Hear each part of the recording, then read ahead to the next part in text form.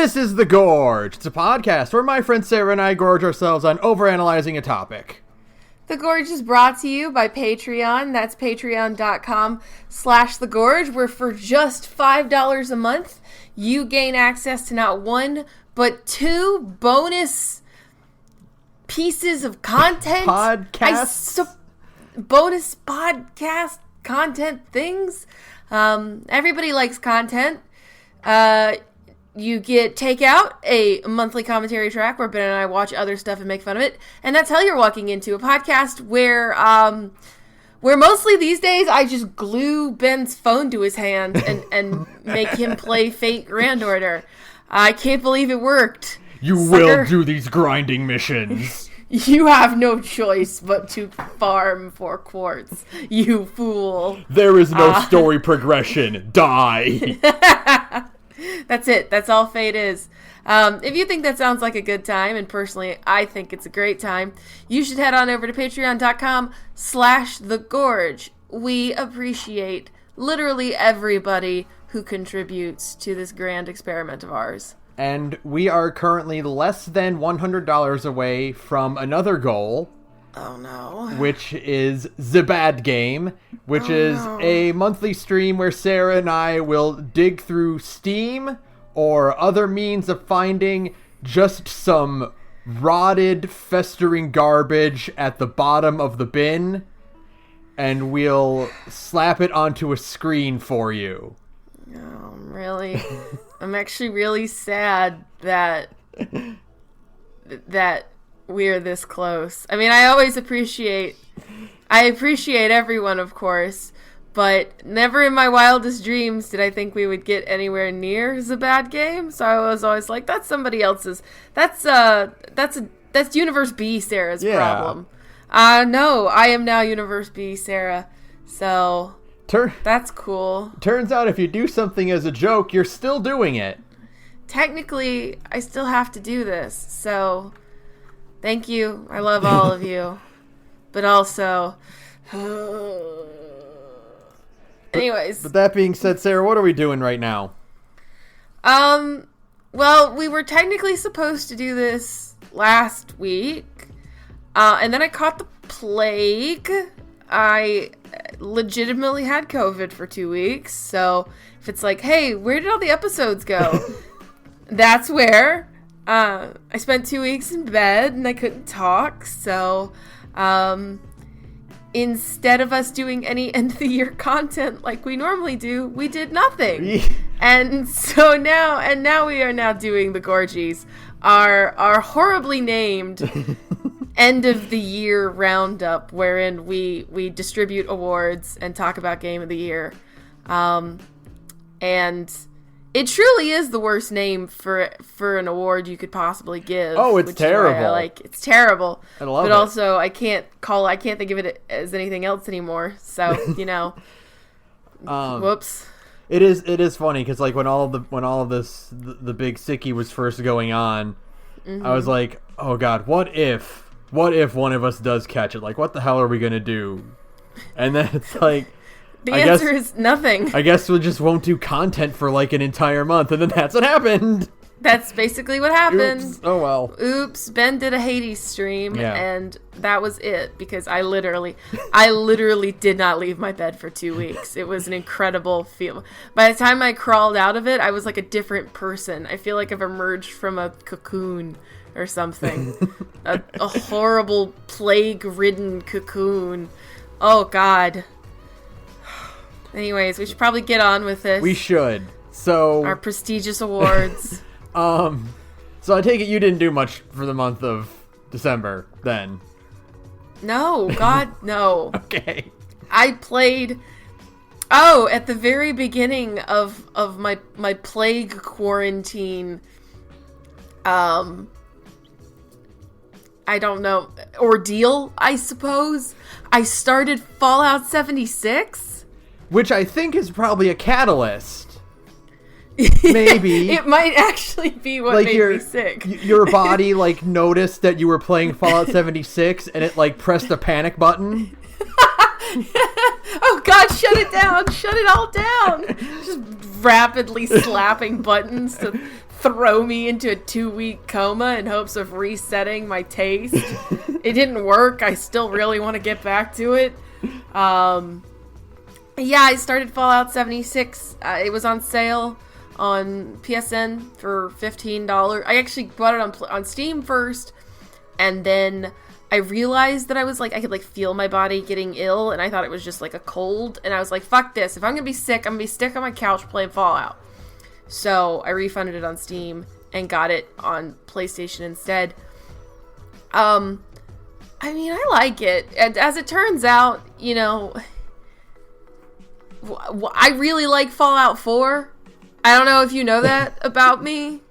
It's not like we've done 700 episodes about how much I like Fallout 4, but I really like Fallout 4. And as it turns out, now that this game is functional, it is just more Fallout 4. Like, it's just a new area.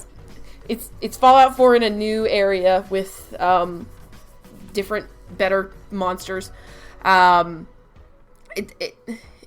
all it is, And frankly, I'm like, okay, this is fine. It's not.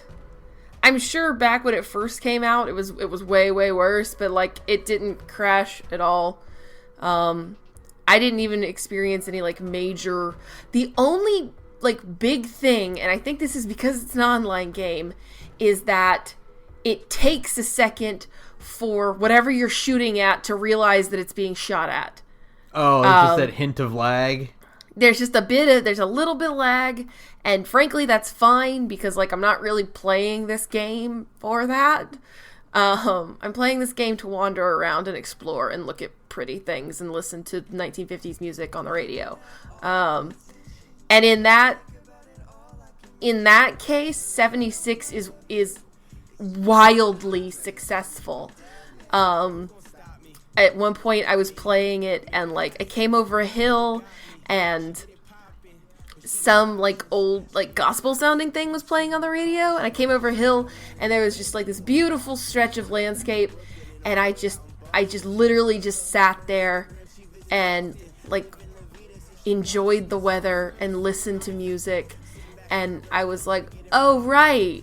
Oh. I really like Fallout. That's right. It's when you first get out of the vault in Fallout 3 and you're just like, oh, this is a good game. I don't know if I would call it a good video game, but it's a video game I like. In this moment, the atmosphere is good. I don't hate it. I actually quite enjoy it. So that's basically what I poured a lot of time before my body finally went into full-on rebellion mode and threw me into bed. I think I put 20 hours into it or something. Oh, so you got through the intro then? Yeah, halfway. Intro. You know, as far as Fallout runs go, you're still in a throwaway run. Oh yeah, this is still the beginning of a run. But no, it's more Fallout. Mm-hmm. What do you? That's it. That's all it boils down to. Is it's more Fallout 4. So I don't hate it. Did I play anything else while I was catastrophically ill? I kept getting. It's very bizarre. I was just constantly overwhelmed with the desire to play things, and then my brain would go, "But then you have to get out of bed." And I went, "Oh, you're right. Never mind." No, that's okay. I don't need that. I watched a lot of MST3K. That's what you do. I watched a lot of MST3K, y'all. That's what I mostly did the whole time. If it's Sarah's been referencing MST3K a lot on Twitter lately, that's why. I did see you make an arbitrary reference to Gypsy. Yes! because no, I can't explain the joke. But the point is that I saw a thing and I went, oh, that reminds me of Gypsy from MST3K. And then I was like, oh, my brain has just been boiled. Have you ever watched original the first 2 seasons of MST3K? The original servo voice? Oh god. Bizarre. Watched one. Bizarre. I've seen one episode with original servo. And it doesn't have TV's Frank. It has that greasy teenager looking guy instead, whose name I don't know. Who was that? Who was the original host? Oh my god. Yeah, it was weird. It was still Joel. Yeah, but it was he had a different sidekick. Yeah, Forrester has a different sidekick. His name is like Greg or something. It's very normal. And I was just watching. I mean, I didn't turn it off because, again, I was too sick to even, like, move to the PS5 controller. And so I was just like, I guess we're watching a really old episode of MST3K now. Okay. The set looked completely different. It's wild. Very weird. I wouldn't recommend it. Start with second voice servo. They actually did, like, he actually did leave the show. I read that he did leave the show, quote, because he was too young. Like, they're all, like, in their 30s and stuff, and he was, like, a college student. I'm sure. He literally looked like the guy who was playing Not TV's Frank literally looked like he was 19 and probably still had homework. And it was like, no, I'm sorry, you can't be on the show, dude. He just does not gel with the vibe. No, I'm sorry. That was an old person show when it came out. I think you become old and then just fall into loving MST3K even more. You know what I mean? MST3K is like the ultimate in Midwestern dad humor. It's so true. It's so, and when you become old, it immediately clicks. Like, you can be young and like MST3K, but not in the same way as, like, being an old person liking MST3K. So that's what I did. I played Fallout 76 and I watched MST3K. Larry, that was his name. Larry, the original host was Larry. Incredible. Incredibly cursed episodes. I would not recommend that anybody do that. So, you know, and I guess I also watched a lot of Bob Ross. That's also what do you want from me? Show. I was so sick. I was so sick. So that's you've now learned what Sara does when she's ill. She plays Fallout and watches MST3K and Bob Ross. That's okay. When I'm sick, I do Summoning Salt and AGDQ runs. Summoning Salt is also a really good one. You can just, I mean, like, those all blur together after a while. And you're just like, yeah, okay, sure. And I don't think I played anything else other than Fate Grand Order, but that doesn't count. Yeah. We have a podcast to talk about why you play Fate Grand Order now. We have that's government mandate at this point. So, what did you do, Ben? I also did not a ton because I'm in the process of moving, and that cut into a lot of my free time as well. Ben's so responsible. But it squeezed in a few things. We started, Melissa and I watched the entirety of HLVRAI, Half-Life with the AI Half-Life VR with the AI self-aware. Yeah, you watched the meme show. How do you like it? That's a fucking journey, is what it is. Oh my god, I bet. It is one of those things that, like, comes along, and then it's like, oh, this is going to be formative for a lot of people in the future. Yeah. Like, they're like in 10 years from now, we're going to see some bigger project that is like, yeah, I watched HLVRAI when I was 15, and this fundamentally changed everything about my life. Imprinted onto your brain and then made you crazy. Yeah, absolutely. Yeah. Yep. So it is very well written for a show that's entirely improvised. Okay. They're all very quick with their wit and, like, playing off of each other. It worked really well. Okay. It's hilarious. And yeah, everyone's really good at it, and I might check out more of what that guy does, because he just does, like, general streaming stuff too. Sure. Yeah, that was good. I started a new manga that popped up in the Viz app I have. What is called it? Sakamoto Days. And never even heard of it. The way I would describe it is that it is like if you kind of mashed the theme of Spy Cross Family with the really, really good down-to-earth segments, or specifically the Rush Valley segments of Full Metal Alchemist. Okay. It is about a former top-ranking hitman assassin who retires, gets married, and he gets old and gets fat. Okay. He barely talks at all, and he runs into a former associate of his, this younger apprentice who is an Esper, and the way they communicate is that he just thinks because he doesn't talk at all, and the Esper, his sidekick, just reads his mind. Oh my god. Okay. And the hitman Sakamoto hires this kid to work at his convenience store. Oh. And then they just... Sure. And then adventures happen to them. Sure, absolutely. Shenanigans occur, if you will. It is very, very... It's just that very Rush Valley of, here we are in this nice little market, and then, like, a thief girl bumps into you, and suddenly you're rooftop running to get your wallet back. Right, okay. It's very funny. I enjoy it. It's very charming, and it feels, feel good, homey, comfort stuff. Comfy manga reading. Yeah. Okay. It's not bad. It's only like 5 or 6 chapters in. Sure. Is it Shonen? I guess that's Shonen Jump. I don't know. I think it is. I mean, I just on have the Viz app. I downloaded the app, and I don't know if it's in Shonen Jump or Shonen Gangan or whatever, but it's right. Yeah, it's pretty good. I enjoy it. Sure. I played Melody of Memory. I finished that. How'd you like it? I heard like all the plot is like extremely backloaded. Literally the only new content is after you beat the final stage. You get like 20 minutes of plot after you do the final stage. You do the reenactment of the Keyblade Graveyard battle at the end of 3, and then it's like, here is the last chapter, and here's where all the new content lives. We hid it behind all of this music. As far as rhythm games go, this is exactly my speed of rhythm game, which is forgiving, because you can do pretty much everything with one button. Sure. Very simple. Mm-hmm. Okay. There's an option to turn that off, but I didn't.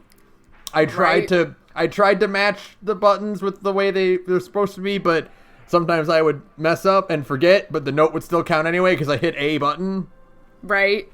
Of course, it's music that I have had like carved into my brain forever, so I didn't have to worry about like learning new beats or anything. Yeah, no, this is all music you hear in your sleep, I'm sure. Yeah. Except for when I got to like stuff that's in like coded or like 358 over 2 days, because those are the two that I didn't actually play. Those are the ones you just watch the cutscenes for, yeah. So that sometimes they'll throw like a new song at me and I'm like, oh, I don't actually know what this one is. I'm so sorry. Please forgive me, Shimamura-san. But the new content at the end is very much, it's very intriguing. Like, what, you're going to make me wait 2 years to tell me what's fucking going on here? Yes, they are going to make you wait 2 years to tell you what the fuck is going on here. Sons of bitches, they just drop a term on us and we're like, what? Excuse me? What term did they drop on you? I want to hear it just out of completely devoid of context. Okay, so they dropped fictional worlds on us. Yeah, let's fucking go. And I'm like, fuck yes. Yeah. Why not? Hell yeah. Oh, yeah, fuck it. I gotta say this just because I can't hold on to it until. No, please give it to me. Okay, yeah, I'll just say this is that there's a cutscene where they call out how like the nature of like reality and existence has gotten so muddled since the beginning of the series, because there's a point where like they're talking about like, what do you mean fictional worlds, and one of the characters is like, that's right, I know it might sound weird because we've had worlds that are digital, or worlds that live inside books, or worlds that are in the realm of light, or the realm of dark, or the world of dreams, or the world of memories. These are different. And it's like, these are all on one side, and then on the other side you have this, and it's like, you motherfuckers. Like, what the fuck is happening? How dare you? So, yeah, that was okay. It's a fun rhythm game, and it's very enjoyable. I heard the multiplayer and the versus mode is pretty interesting, and I've seen some pretty crazy stuff in like the hard modes. It's got tons of collectibles, which is fun.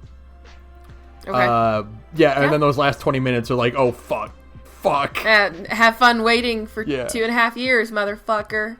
Hope you can find something to distract yourself. Yeah. Can we get like Remake 2, please? Oh god, can we please get some news on Remake 2? I've been feeling the itch lately. It's been bad. And then what else? Some other stuff I'll go over. It's not really that important. I did go through Catastrophe Crow, which is a fun little ARG-ish thing. Spooky ARG. Yeah. I also watched all of Catastrophe Crow. It owns. Did you read the Google Doc? I have not read the Google Doc yet, because the Google Doc is like a novel, I don't know if you know this, but I was dying for the last 2 weeks. You should probably have not watched Catastrophe Crow while you were, mentally impaired. No. Extremely not fun to watch Catastrophe Crow videos when you are like alone at like 10 o'clock at night and kind of hysterical because you can't stop coughing and you're running 102 fever and like you just want to sleep but you can't sleep, and now there's like spooky shit happening. I have one complaint about Catastrophe Crow. What's that? And that is, I compare this to Petscop, right? I can tell that Catastrophe Crow was made in like Unity, and is not an N64 game, because N64 game multiplayer or platformers and N64 games all have a very specific weight to them with movement. Okay. There's like a velocity that they all have. Yeah, okay. I gotcha. That is not present. It's very clear like this is a Unity game that's been, low poly rendered, etc. Sure. Yeah. Whereas I am still pretty impressed that they like do a great job of capturing the vibe of like a haunted N64 cartridge, Yeah, for sure. It's still, the production quality is through the roof, but it's just there's this one little thing that I'm like, that's not exactly how an N64 game runs. Right. Whereas, it should have like a weirder weight. Yeah, I guess is a good way to explain it. If you play Ocarina of Time, or you play Banjo-Kazooie or Mario 64, or even non-first-party Nintendo games, like you go to like Goemon, or even the weirder stuff like Chameleon Twist. It's like there's just like this certain like feel to it that's not there. Whereas Petscop could be a PS2 game. Oh yeah, PS1 game. Yeah, PS1 game. But like Petscop, everything about Petscop looks exactly like a weird third-party, like extremely floaty, very weird and dreamlike PS1 game. Yeah. That's the only everything else about Catastrophe Crow is like super well done. Let's just hope the Catastrophe Crow has like a proper ending. Yeah, unlike Petscop. I'm still mad about it. I just feel like whoever was I don't blame the dude, probably, because like, it has to be a lot of work. Mm-hmm. But like to this day, it's been months now, and I'm still just like that was it? That was nothing. That was less than nothing. We never talked about Petscop like basically on this podcast, have we? I've probably mentioned it a few times, but it's like I haven't even really talk about the ending. I haven't really fully watched it actually, but I just know that it's just like, it's like nothing. It's like it just ends, and like the dude was basically just like, I'm done. I was like, okay, thanks, I guess. Also, the fact that Catastrophe Crow is spread out through like multiple channels is like super good. Oh, it's so good. It's genius, and like the whole aesthetic is so strong. I love it. So I highly recommend just go and watch like the play. Like there's a playlist on YouTube that has everything in chronological order. Just watch that and then go to the subreddit and find the Google Doc, which I need to still read myself, like I said. But again, I was dying. Yeah. Yeah. No, it's good. It's super good. And very spooky. And then one last thing is I packed up most of them because we're still in the process of moving. But the last vestiges of my Transformer pre-orders have come in. Oh my god. So I still have a few on my shelf here. So I'll just go over them real quick. The Prime Breakdown and Prime Viacon came in that I pre-ordered back in summer, I think. They look really cool. Breakdown doesn't fit quite properly in vehicle mode. His legs don't quite, like, I have to fiddle with them a lot to get them to, like, click into the right slot for his legs. Right. So that's a problem, but anything else, he looks great. I finally got a Ratchet. Big Bad Toy Store had a sale on animated Ratchet from the mid-2000s cartoon. I have a Cybertronian mode. He looks kind of funky because all the other ones I have are like more like standard designs. Right. And he's animated, which is like a very stylized, abstract designs for all their characters. Right. But he looks a lot better than the one from the movie. That's for sure. Okay. I got Earthrise Prime, which is from the War for Cybertron line in his Earth mode. So this was one I was going really back and forth on because I like the Siege one a lot, but the Earthrise one has like the windshield wipers on his chest, and he doesn't have a bunch of stuff on his back. Mm-hmm. But I saw him at a store, and I was like, all right, this is a sign. I'm gonna buy him now. I have to have it. Yeah. He's probably the best Optimus I've ever seen, honestly. He's really? Super compact. There's no like extraneous weird bits hanging off of him.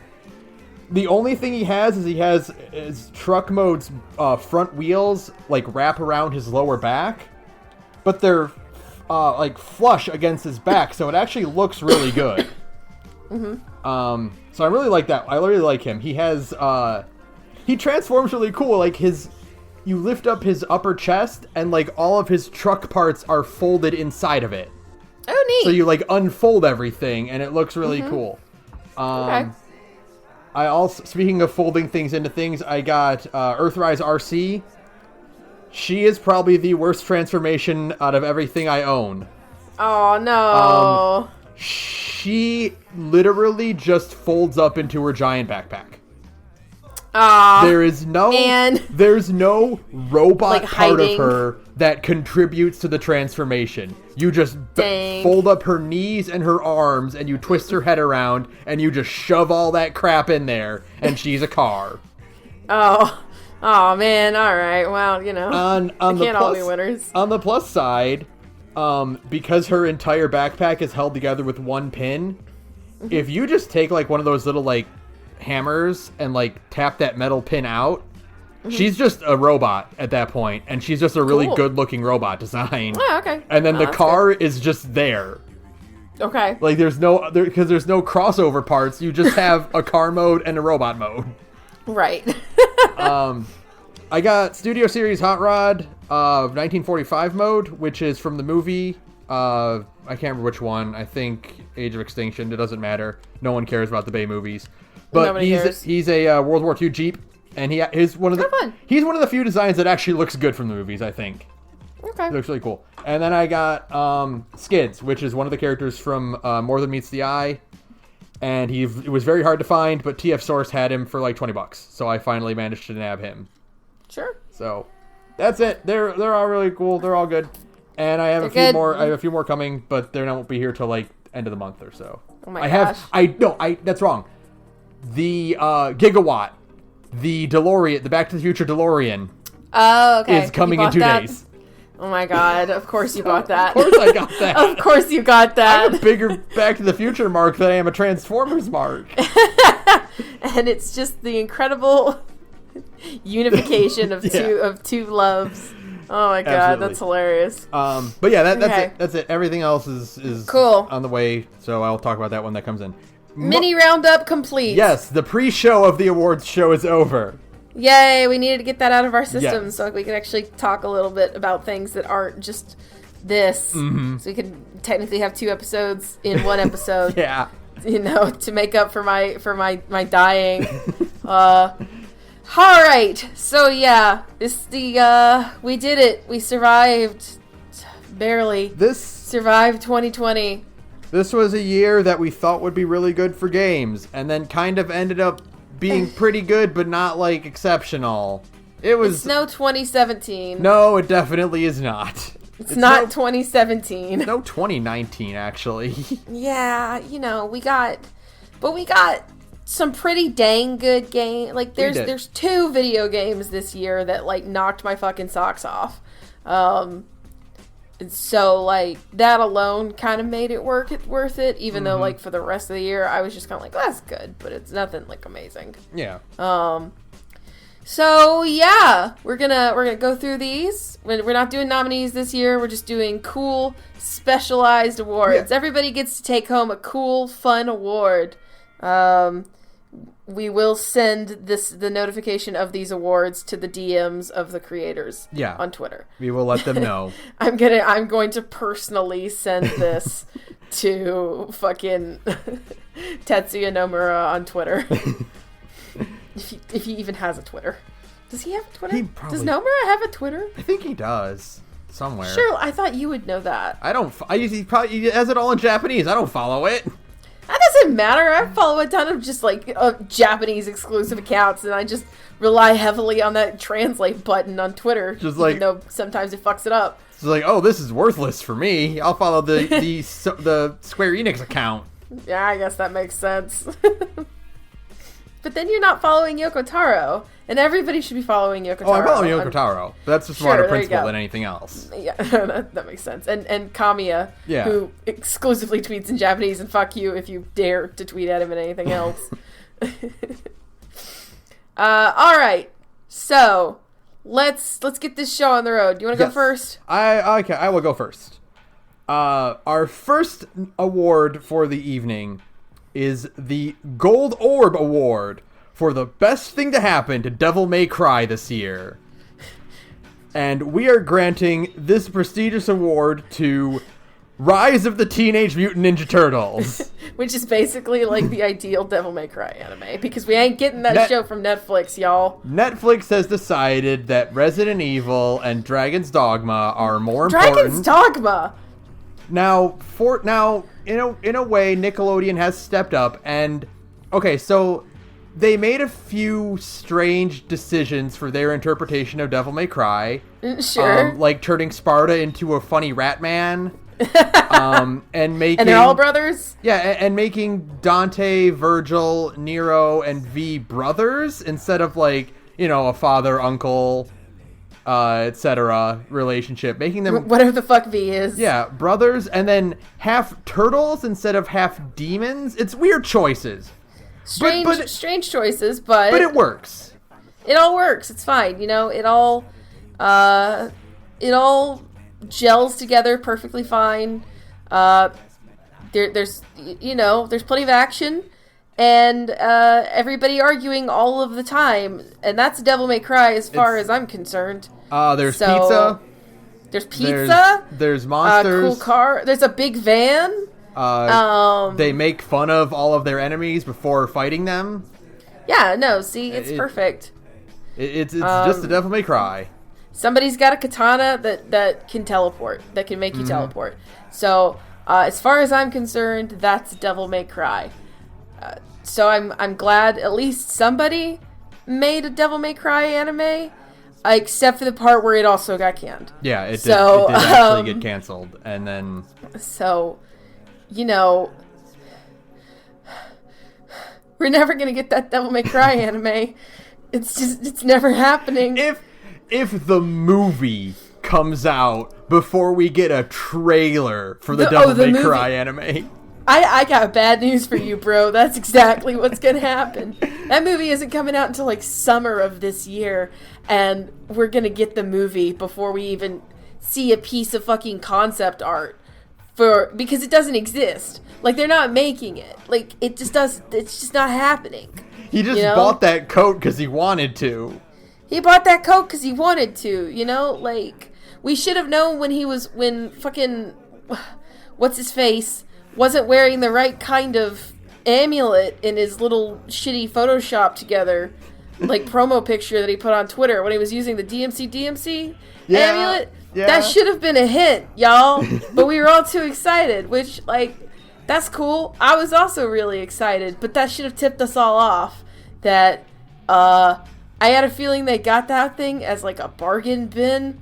They were like, well, we got the rights to fucking Resident Evil. And then Capcom was like, would you also like the rights to Dragon's Dogma and Devil May Cry? And they went, ooh, Dragon's Dogma. Yeah, then they made a Dragon's Dogma CG anime that looks like Dragon's dog shit. I hate it. Thanks, AVGN. Yeah, Fucking Dragon's Dogma, more like Dragon's dog shit! Now, mind you, I came up with that joke completely on my own. I've never watched an AVGN in my life, thank you. So I'm actually just funny on my own every now and then, damn it. I know it's extremely rare, but stay with me. Anyways, Devil May Cry anime is never happening. No. Go watch Rise of the Teenage Mutant Ninja Turtles instead. Show your support. Tweet, save RRTMNT. Maybe they'll make a third fucking season. If this movie does well, maybe they'll get more, and then we can be very happy. One more, and then I'll stop complaining about it. I swear to God, that's all I'm asking is for one more. So I got on a weird binge recently where I just started clicking through clips of Gurren Lagann, and just I think because I listened to the opening on YouTube and then it just recommended me. Huge mistake, yes. Yeah, and I'm watching them and I'm just like, it's not as good as Rise actually. Looking at this, sure.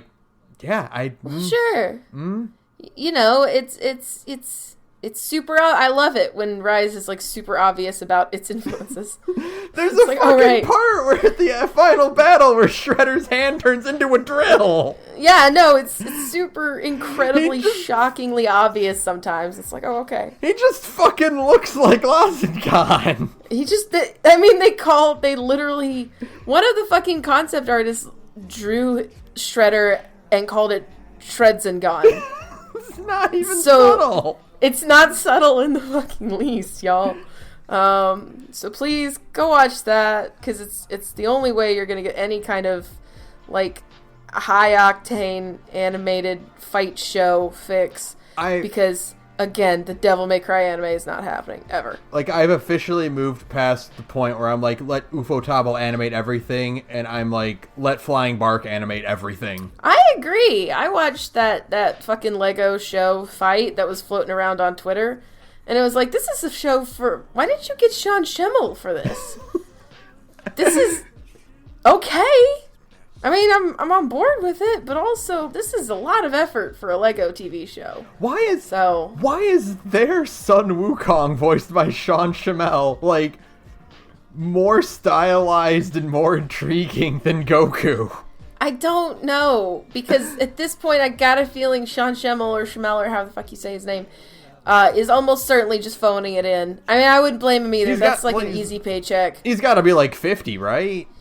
Yeah, no, both people who play Goku are halfway in the grave at this point. So, I would also phone it in if I had that much of fucking job security. No, that's a Soviet make-work program for the two people who play Goku. Look, haven't they redone the story of Dragon Ball Z so many times already that they have just enough footage of him saying the exact same line? No, go fuck yourself. They're gonna make Dragon Ball Xenosaga 3, and they're gonna redo the plot line of Dragon Ball Z again. I'm right. I know you're right. Of course you are. Maybe this time they'll give them actual direction so we don't get weird friendly Goku in the middle of serious fights. It's hard to bear the burden of being as smart as I am, but that's just the fact of the matter. Anyway, we should probably move on. Flying Bark should animate everything. Thank you so much, Rise of the Teenage Mutant Ninja Turtles, for making us a good Devil May Cry thing. The next one is the Resident Evil 4 award for best game to be re-released. It's Devil May Cry 5. It's Devil May Cry 5. Are they just They should just keep doing this. They should make DMC 5 the new Resident Evil 4. I'm a huge fan of this plan, actually. I want DMC 5 to somehow run on my phone. I want to see the Switch port of DMC 5. Oh god, it would be so bad. What are you talking about? I do want to see that, actually, now that you say that.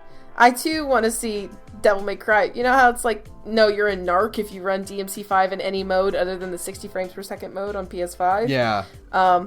I want the exact opposite of that on the Switch, where it runs at 25 frames per second. Oh, God. and it's like the murkiest piece of shit you've ever seen in your life. I want to see what DMC5 would look like if it ran on a PS1. You know, I love DMC5, but I do get people's criticisms that, like, the enemies are kind of samey looking. Like, when you're playing it in glorious 60 frames per second, you can more easily make out all the different silhouettes, so you know what's a Fury and what's a not Fury. But boy, I'm just thinking of, like, what that would look like on the Switch, and it's like, do you want to fight the gray lizard-shaped enemy or the other gray lizard-shaped enemy?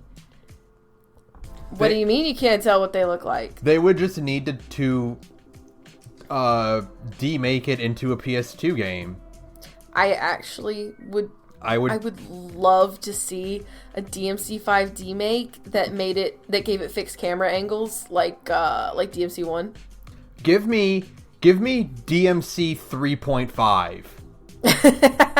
And it's just DMC5 running on the DMC 3 engine. Yeah, absolutely. DMC5, but like it has pre-rendered backgrounds that are just like screenshots of stuff, like sequences from like DMC5. Yeah. You know what I mean? Like, you still fight in the hotel, but it's just a JPEG of one of the hotel rooms instead. It's fine. I love this plan. It's kind of like how they've demade fucking Final Fantasy 15 for the Switch. Yeah, exactly. Just do that. Please. It'll still play good, and that's what matters. It's DMC1 still plays good, so DMC5 will be fine. And this special edition's got your Virgils in it. Yeah. It's got it looks a lot sharper. Did they add the like ray tracing 60 mode where they just drop assets instead? Or is that just like an Insomniac thing? I don't know. I'm not sure. I haven't played it in 2 weeks. Mm-hmm. So they might have updated it since then, but I mean, I wouldn't know anyways. I'm too busy just playing it, no ray tracing at 60 frames per second. Yeah, of course, as you should. As you should. Yeah. Otherwise, you're a cop. You turn on ray tracing and go, ooh, pretty, and then you turn it off. And then you turn it off. Yeah, absolutely. Why would you ever want to play a Devil May Cry game at anything but the highest possible frame rate? Yeah. Anyways. It's super good and fun. Next. Our next prestigious award is the Confused Grandma at GameStop Award for Product Marketing. And we are, of course, giving this to our good friends at Microsoft for the Xbox Series S. The Xbox Series X. My grandson wants an Xbox X S. Yeah. Does he want a 1S? No, he said an X. He wants the Xbox, not the S box. Does he want a Series X? No, the Xbox. Also, who's on first? How can you make 4 consoles that all have the same name? I have gotten better at it, but I do still kind of have to say it very slowly to make sure that I'm not saying it wrong. I have to be like, the Xbox Series X, not the Xbox One X. Right. Or the Series S. Or the Xbox One S. And I mean, technically you have 5, because you probably could just get an Xbox One. Yes, you can still technically purchase an Xbox One. So we have ripped on Microsoft so many times for this, and it never gets old because it's always going to be stupid forever. Well, it never gets old because, like, if I still have to think about, and I'm not doing this as a bit. I really do have to, like, double check myself in my brain to make sure I'm saying the right thing, because half the time I don't know if I am until I think about it very, concertedly. Because sometimes you just want to say, like, the Xbox Series X or the Xbox One X. It's like, no. And it was It's not a good naming decision, y'all. They finally made a console name that you can't nickname.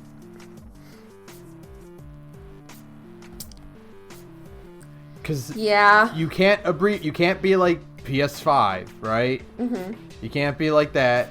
You can't be like, even stuff like DS, 3DS are technically nicknames. Those initials stand for something.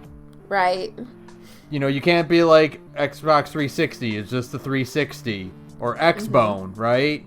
Right. I mean, I've seen people call it the XSX, which is extremely that doesn't not feel fun good. Yeah. No, it's bad mouthfeel for sure. Bad mouthfeel. It's fine when typed out, but saying it out loud, XSX is not very comfortable. I guess you just call it the Series X, but like, I don't know. That still doesn't feel like a nickname, No, it doesn't flow. It doesn't flow, and like I said, bad mouthfeel. I don't recommend it. I recommend giving your product a distinct name. It's like a crazy a cool idea. name. Like a cool name, or you just give it like a number behind it, like PlayStation 4 and 5. Why didn't you fucking call it like you had the 360, right? Why not call it the 1080? Why? Yeah, you could have called. You know what? Or whatever the fuck it's called. If they had called the Xbox One or the original one, they had fucking called that the Xbox 180, would have been excellent. Sure, and then you just keep iterating on that forever. Because 180, it's a multiple of 360, right? Mm-hmm. It's also resolution. Shit's in high def. Yeah. Look at this, 180p. Look at 1080p. Look at that. Boom. What? Perfect. Then Xbox 4K. Yeah. There it is. There it is. You really should have. That's actually not bad. You just call it Xbox 4K, I guess. Yeah. That's not bad. Anything's better than Series X. Yeah. I just think... Oh, well. I'll never get tired of harping on it. We literally already have reports of people getting the wrong version because they don't know the name properly. Oops. So, Thanks, yes. Grandma. So, yes. You tried really hard, but... Thank you, Microsoft. This one's for you. I'm just picturing the statue of just being like this little old lady like at a counter. I would like to buy this for my grandson. And it's just like an Xbox One. Yeah. Like not even like an Xbox One X. It's just the original Xbox One. Or it's a really confused GameStop employee being like, "How did you find an original Xbox in the store? We haven't carried those since 2009." It was under all the boxes, or all the Xbox Series S boxes. Yeah, exactly. Oh, God. Or it's like, here, I bought my grandson this Series X and also a physical copy of Madden. Yeah. Oops. Whoops. Alright. So this is actually a funny one for me to accidentally end up having to read since we're going back and forth, considering what I talked about earlier. But the next award is the Fallout 76 Award for Launch Excellence, which is funny, because I've been playing Fallout 76. Maybe someday I'll play this game too. Cyberpunk 2077. Come on down. Boy, you know what? It feels good to laugh, doesn't it? It does feel good to laugh at this. There is a lot to laugh at in 2077 right now. There were a lot of good games early in the year that were a genuine joy to appreciate, right? Sure. We haven't had a clunker like this since 76, I think. The launch of 76. Was there anything catastrophic last year? Anthem? 76 was technically the end of 2018. Did Anthem come out? Yeah, Anthem was last year. Anthem was Anthem I last forgot year? because Anthem doesn't exist anymore. Hold on, we're not going anywhere until Sara Googles this one. Anthem. That came out last year. That had to come out last year. Anthem game. Online game. Yeah. January 25th, 2019. So yeah. So since Anthem then. Yeah, Anthem was our last big clusterfuck game. And this is, this one is interesting because, like, on PC, it runs pretty well. I mean, except for your standard open world game bugs. Of course, yeah. But, like, at this point, if you are buying an open world game at launch, you should just be expecting bugs. That there are so many systems at play in a modern open world game that unless you're playing like a Sony open world game, because that is like those all run on the same guts essentially, right? They've already worked that system out, baby. A Sony open world game that was like artisanally crafted for one console, right? I mean, I know although I do know that Days Gone was kind of like a buggy mess when it came out, but still, I mean, just in general, like if you're playing like a multi-platform open world game, you should be expecting a degree of bugs for at least 6 months after the game comes out. Of course. Or more. But like on like PS4. Oh no. I mean, I knew the game was going to be embarrassing when it came out for PS4 and Xbox One. But I was expecting, good God, they can't run, the console is on fire. Well, it did break some consoles, so, yeah. We did get that. I was not expecting it to look like a PS3 game. Oh, no, it's incredible how ugly and, like, it really is a testament to what settings can do for your video game. Proper lighting. Like, you see those same scenes on like the PC version. You're like, oh right, this is a video game for the future. Yeah, I almost forgot. These look pretty good. Then you look at it on PS4 and Xbox, and it's just like, oh no, it's standard Unity lighting. And nothing is textured properly, and like dudes are T-posing all over. Oh god, the texture streaming is so bad, and it's incredible. I mean, it's beautiful. I think my favorite video I've seen is the one where where they turn around and like a car just flips over on its side. A guy crawls out of the door, and he's like looks at them, and he's like, "What?" And then like everything explodes. I think my favorite cyberpunk glitch video, and there are so many of them, is absolutely the one where somebody starts T-posing in first person. Oh my god, yeah, that one is amazing. That one is amazing because you can just feel like the existential horror like building as somebody is like, what the fuck is going, like, because there's no audio except for the in-game audio, but right. Like, somebody is like, they're like, why am I not being able to hit anything? And then they start like looking around, and they're like shaking their arms, and they're like, what's going on? And you can just feel the panic growing as they look down and see their shadow, and their shadow is T-posing. And it's incredible. To me, is hysterical, because like, that's not how first-person shooters work. How did you do that? First-person shooters design arms and like maybe a rudimentary body, Yeah, like, how did you do that to make it so that you could T-pose like in first-person mode? Because why would you need an entire body? Like, no one's gonna see it. If there's a mirror, you design a model that goes in the mirror. Yeah. Right? Like, it's incredible. It's incredible. Oh my god.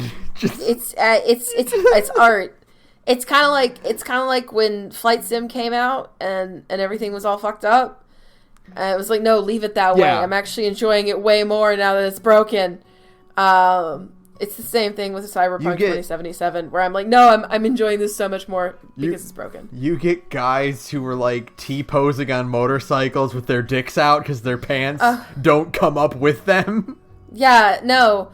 You've got, like, people wearing, like, you can wear pants, even though, like, you very rarely see your character model in game.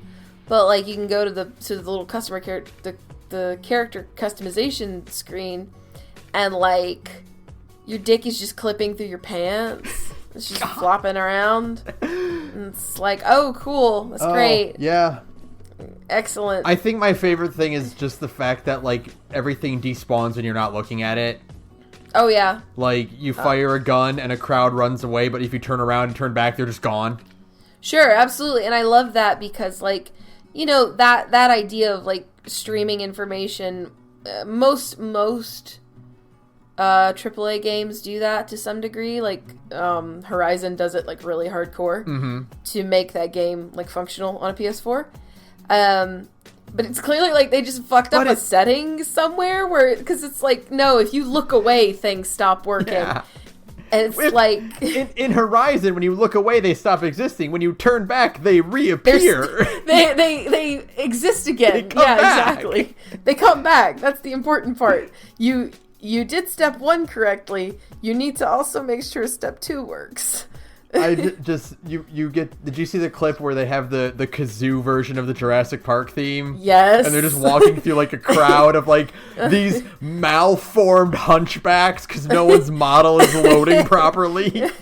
Yeah, just horrible creatures just begging for death as they slither out of the shadows of Night City. Oh, I love it. Oh, it's magnificent. I knew it was going to be embarrassing on PS4 and Xbox One, which is just like, again, it was like, you spent the majority of the development time on PS4 and Xbox One.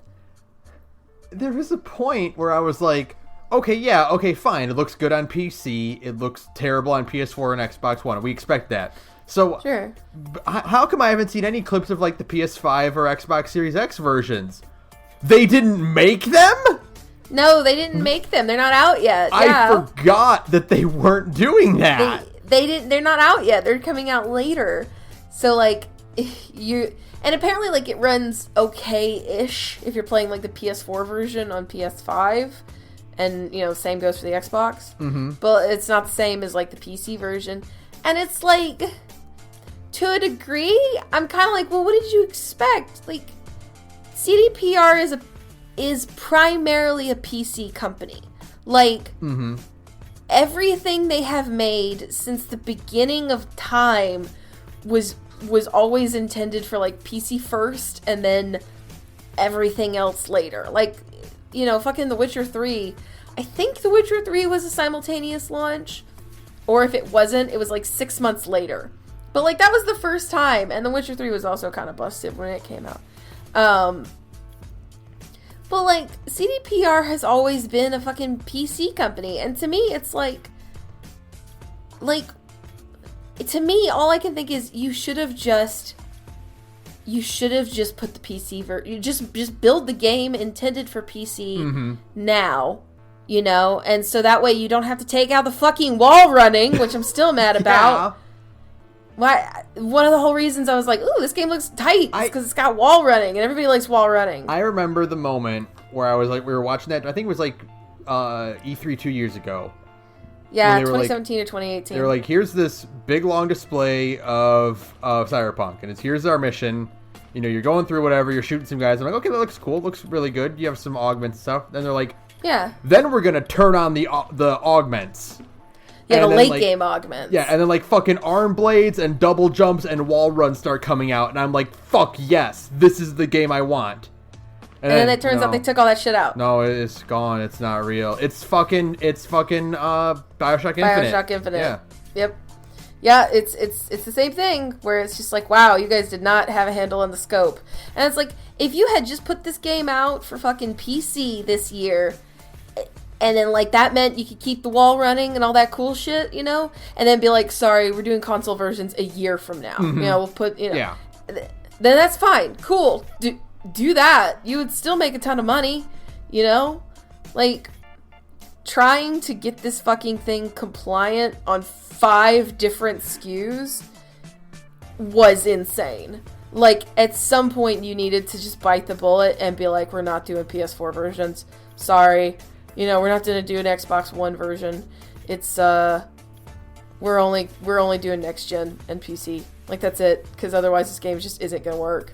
The Xbox One and PS4 versions of Cyberpunk look like those fucking weird third-party console versions of RE4. Oh, yeah. Like, have you ever seen footage of, like, it's like a console that I don't even remember the name of? It's like the Ubi, not the Ouya, but like even worse than that. Yeah, and it's like, we got RE4, and it's like 2 frames a minute. Yeah. And there's one enemy on the screen. That's it. That's absolutely it. Yeah, no, it's bad. You should not have, my advice is that you should not have done that. The glitches that I've seen in this game so far are like, they feel fake. Almost. Oh, they feel staged. Yeah, like they were trying to be a Bethesda game. They're like, well, we gotta be like Bethesda, and Bethesda has like crazy glitches. So they do a bunch of like the comedic timing on some of these glitches is too perfect. Right? Like, like the comedic timing is so fucking funny. Like the one where you fall through the world in the car, and you go, Johnny, I think something's wrong. And Johnny's like, yeah, I can't imagine what. It's like, wow, you staged that. Cars like exploding for no reason and like flipping and landing, like their burned husks land in front of you. Oh, it's incredible. It's a miracle. Trees growing in like inside environments. Yeah, no, I love it. Oh, it's great. Like the fact that one of the glitches is you T-pose and your dick comes out feels like an exaggeration. Yeah, like a joke, like making fun of a Bethesda game glitch. Oh, it's amazing. God bless these assholes, these monsters. These motherfuckers. Alright, next. Speaking of bad things. Hey, we just talked about BioShock Infinite. It's time to give out the BioShock Infinite Award for finally making video games into art again. This goes to The Last of Us 2 for being art. The first video game that is art. Sarah, what was your favorite sad from The Last of Us 2? I'm so tired. Mine was when they were sad. I am sure that, and I think I literally say this every single year. I swear to God, I think I say this every year when we talk about this, because we talk about this every year. I am sure that The Last of Us 2 is a perfectly functional video game and might actually even be fun to, like, or at least enjoyable to some degree, because I don't think all video games need to be fun. We've been over this. Mm-hmm. I am sure that The Last of Us 2 is enjoyable to a degree. And if you like The Last of Us 2, then that is your prerogative. And I don't hate The Last of Us. I don't love The Last of Us, but I also don't hate The Last of Us. But boy, you know, I want to kick Neil Druckmann's ass. I would love to beat Neil Druckmann's ass, first and foremost. I think he is a huge prick. And also other better video games came out this year, and it's always really frustrating when those other better video games, it's fucking Red Dead Redemption 2. Mm-hmm. It's God of War 2018. It's the same thing every year, forever. It was, what was it that came out the same year as Nier Automata? Was that Red Dead Redemption 2? I think it was one of those things where it's like, oh my god, video games that finally get to be art, and it's like, Nier came out this year. You know, because like 2018 was God of War, 2019 was nothing too big. That's how Disco Elysium was allowed to you know, be Disco Elysium. Yeah, but it's just very frustrating. So my buddy Dave, we were talking a while ago, just catching up, and he was talking about how I was talking to him about how I played Xenoblade Chronicles on baby mode because I'm more interested in the plot than I am actually like strategizing my moves and picking the characters that best fit the scenario. Just like, nah, I want to hit the thing with my magic sword. Right. So he's talking about how, like, I played the first half, the Ellie portion of The Last of Us 2 on normal mode, you know. Then I found out the Abby part is longer and switched that shit to baby mode. to reviewer mode. Because he was like, nah, fuck that. I'm not spending the more time on this. Yeah, that makes sense. Yeah, it's just... It's always the same frustrating story where it's like a movie that makes it like art.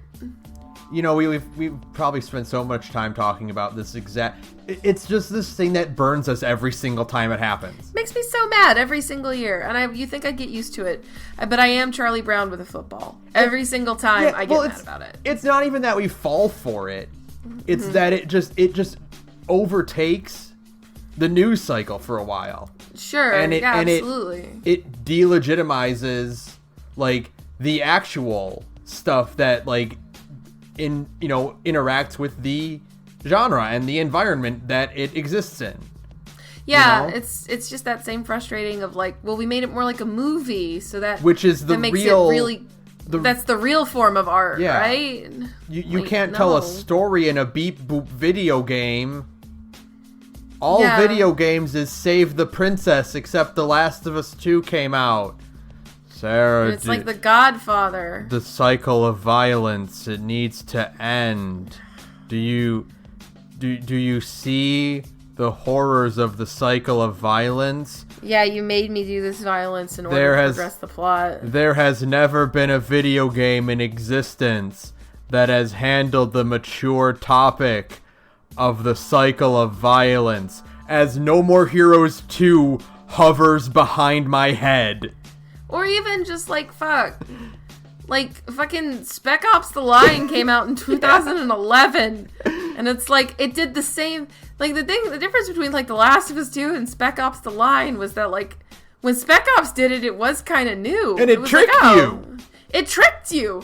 It played a trick on your brain. And, like, now, with the retrospect or the hindsight that comes from being 9 years later, we can be like, oh, it did it made us do the violence in order to progress the plot. Mm-hmm.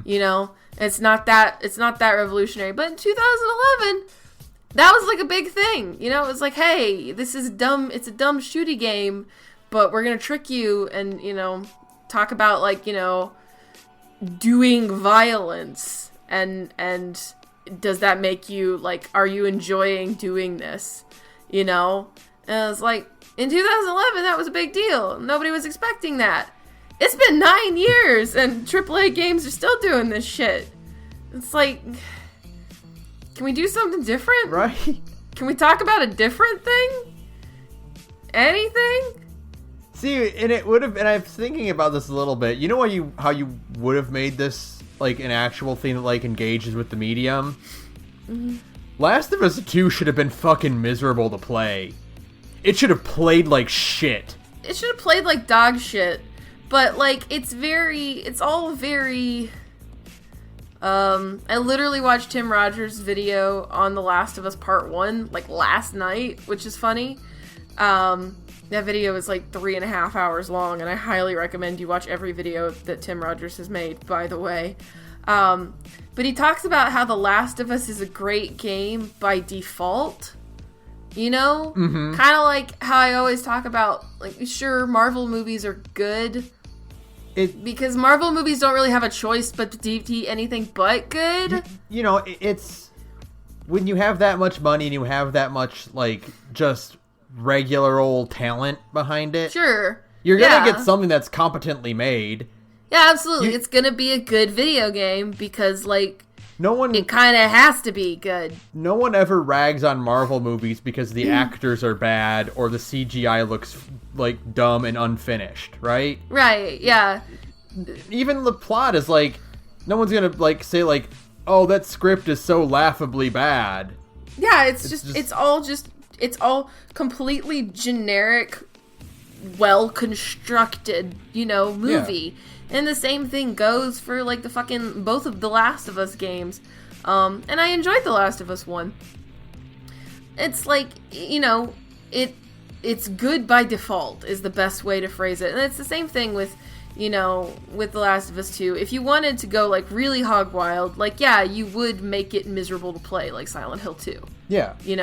You would go full, like, fucking, I love, I don't know how to say it, a Suni Legend on Twitter. Everybody follows them. They're the ones who make the cool slow-mo action videos in, like, Devil May Cry and Spider-Man and like God of War 2018 and stuff like that. Everybody follows them because all of their GIFs are really cool.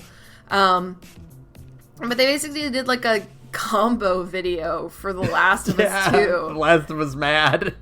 Yeah, it was like it was a Devil May Cry combo, mad. And I was just like,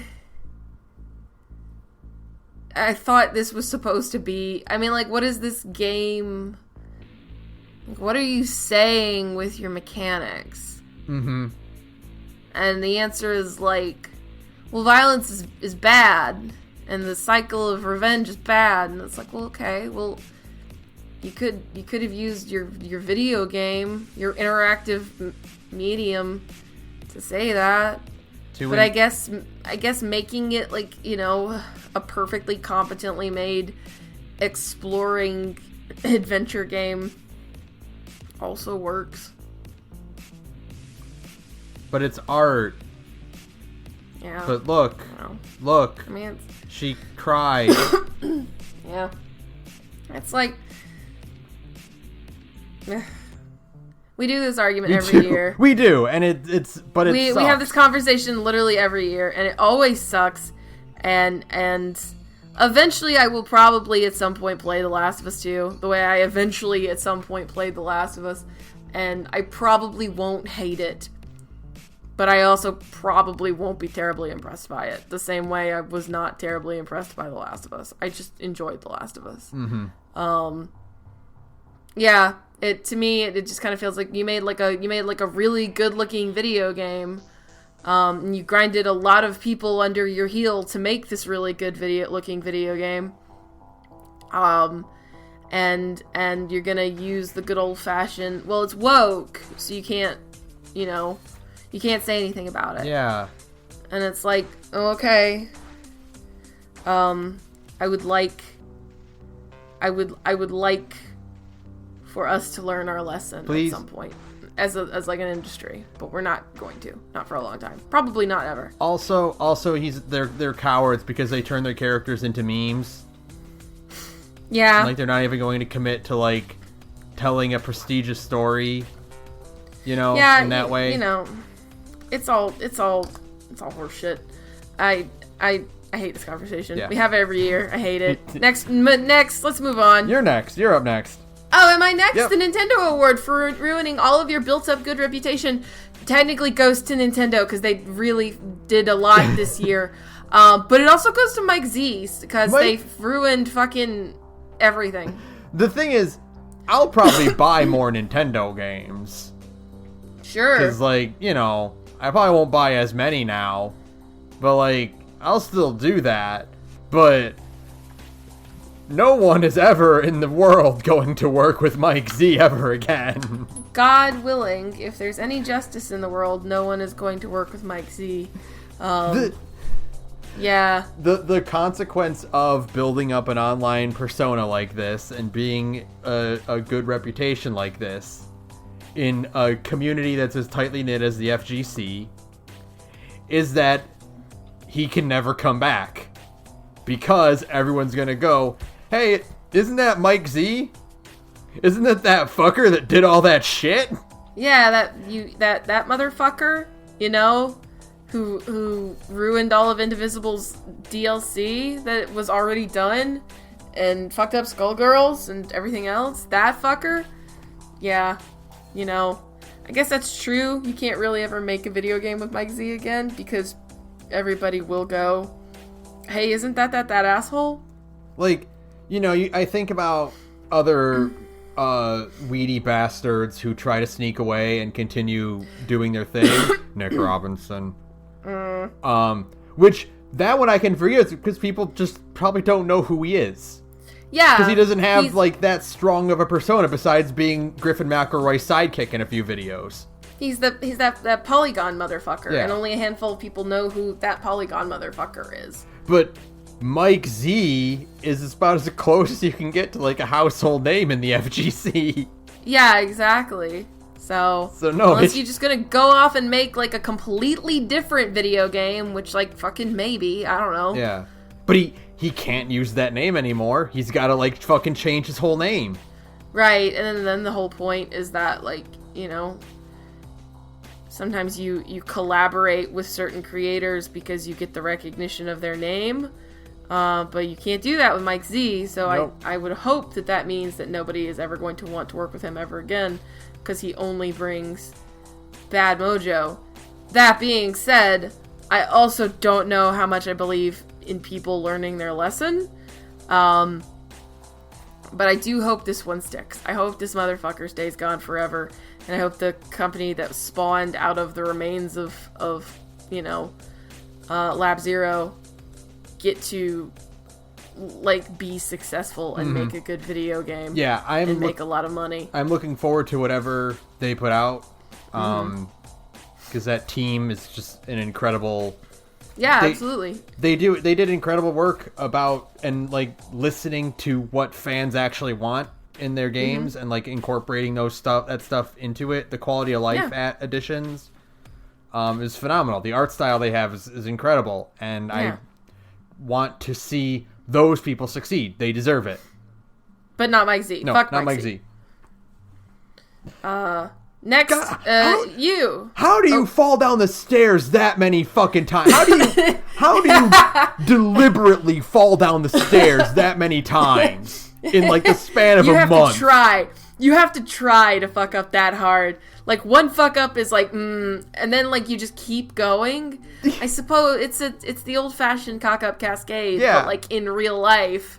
I guess it's a good thing, because then it's just like, well, we don't have to put up with him anymore. I can't even remember the order of events, just because God. there were so many happening. It happened so fast. But I remember the one where it's like he made like an "I can't breathe" joke on a stream. Oh God! And then it's like that was bad.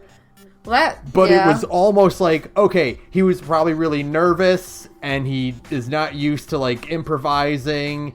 And sure, he makes a tasteless joke. He understands like he fucked up. But then it was like 2 weeks later, something else happened. And it's like, okay, you just can't stop. Yeah. You just can't stop fucking up. And I mean, like, good. I'm glad. Yeah. Just let it all come out, and then we can be done with you. Anyways. Let's move on to something that's way more fun. Please. We are giving out the Genova Award for the Best Surprise Sephiroth boss fight. And that is going to Super Smash Bros. Ultimate. Yay! It's the dumbest option ever, and I love it. I've never been... I think that was the happiest I've been in terms of video games. Other than the actual physical Final Fantasy VII Remake coming out, the second happiest I've been with video games all year is fucking Sephiroth and Smash. Are you kidding me? I've never... I ecstatic. It's just squealing with joy. Thank you. Him being in it is like, it was such an obvious pick that it wrapped around and became completely unexpected.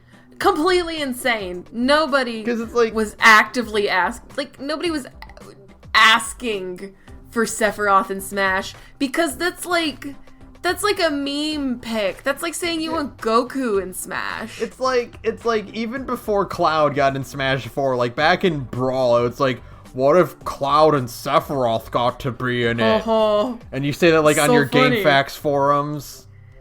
And it's like, what I heard that Sephiroth is gonna be in the next Smash Brothers. And like, you don't even actually think that. You don't believe it. Nobody posting in your fucking GameFAQs thread believes it, and everybody just laughs it off. And it's like, what a funny joke, Sephiroth and Smash. And then they put Sephiroth in Smash in 2020. They put him in Smash, and they gave him like this amazing trailer that pays tribute to Advent Children all over. Of all fucking things.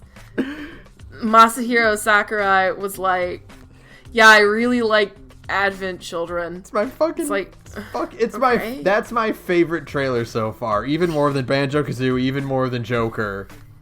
The Sephiroth trailer is just like... fucking... Because when you break it down, the Sephiroth reveal is immaculate. Yeah. Because there is like 15 seconds where everybody is going, wait, what? Who is that? And then they don't even zoom in when they start the first notes of One Winged Angel. But if you have a brain that's full of holes, because I don't know, you've played Final Fantasy VII like 6 times since you were a 12-year-old girl, you go, hey, wait a second. Hearing... they're totally right, where someone was like, hearing the first 4 notes of One Winged Angel is exactly our generation of 30-year-olds. It's our version of hearing the first 4 notes of Megalovania. Yeah, absolutely. One Winged Angel is like our generation's version of Megalovania, in that when you just hear like the dun dun dun, it fills you with a primal fear that cannot be expressed in the human language. And it incredible. It legitimizes Cloud's appearance in Smash, because wherever Cloud goes, Sephiroth has to be there. It's canon. It's canon now. That's what happened to them at the end of Kingdom Hearts 2. That's where they went. Every fucking game that Cloud makes a cameo in, Sephiroth's got to stick his fucking neck in. It's like, hey, what you doing over here? Hey, buddy, how's it going? You having fun with Duck Hunt and Pikachu? Huh? You thought you were having a good old time all by yourself here? Did you miss me, Cloud? It's like, no, you bitch. I didn't miss you. It's like Sephiroth joins the ranks of Ganondorf and Ridley in being the only villains that the heroes just like actually hate for real. And yeah, it's not. Nobody's having fun with Sephiroth around. Like, I mean, I am. Like, you know, Bowser fucking plays golf and go-karts with Mario, and like Wario does too, and like King Dedede and Meta Knight will pal around with Kirby sometimes. Sure. And then Ridley killed Samus's parents, and Sephiroth burned down Cloud's home. Yeah, you know, and killed his friend. Yeah. So like, it's like, no, we're not actually having fun whenever you show up, but Sephiroth is fucking here now. Go fuck yourselves. Someone pointed out, like, he didn't get an envelope. He wasn't invited. He just showed up. He just showed up. Like Sephiroth just showed up because he knew Cloud was there. That's it. Oh my god, could you fucking imagine if they did like another like Terry Bogard trailer where it shows like characters reaching for the ballot and like not getting it, and then it fucking Aerith is the last one to grab it, and then Sephiroth just drops down and it cuts away and he's holding the envelope. No, horrible, but also I love it. Let's do it. Oh my god. No, it's such a fucking blast. Like, it is the ultimate. It really is exactly like saying putting Goku in Smash. It is. Like, I now think that Goku can get into Smash. I'm just, in my head, I'm like, no, Goku can get into Smash now. We will fucking see, won't we? I would not be surprised at this point. Like, that's probably the only reason they won't do it, is because now that they put a Sephiroth in, people are like, oh, so this can happen. It won't be surprising anymore. You know? So that's the only reason they might not do it. I don't even know who they follow this up with. I mean, like, every time Dante's not getting in anymore. Every time I think I might know who it is, they're like, no, it's this guy instead. No. It's fucking Sephiroth. Go fuck yourself. It's fucking... So, I think this is hilarious, because it went... This season pass so far has been Byleth. Okay, fine. Fire Emblem was popular, whatever. Min. Okay, cool. ARMS is a good game, and it didn't get a lot of flair when it first came out. So it's nice to see it kind of get a little, revolution or whatever. Sure. Revive it a little bit. Put some cool spirits in and blah blah. Fun character. Steve, what? Wow, Minecraft guy got in. That's unexpected. Literally breaks Twitter. Who could have ever seen Steve coming? Like, wow, what an amazing and bizarre pick. Sephiroth? Sure. Do you realize that Steve and Sephiroth are right next to each other on the character select screen? I know. Yes, absolutely put Steve next to Sephiroth. Please put Pichu next to Sephiroth on the big Smash poster. Absolutely. I hope this never stops. I'm seriously just like at a complete loss now for like who could it possibly be?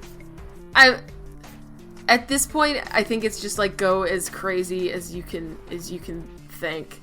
I don't think Dante's in anymore because silver-haired swordsman. I mean that also means fucking nothing. Yeah, it doesn't matter. It doesn't matter. There's no limitation.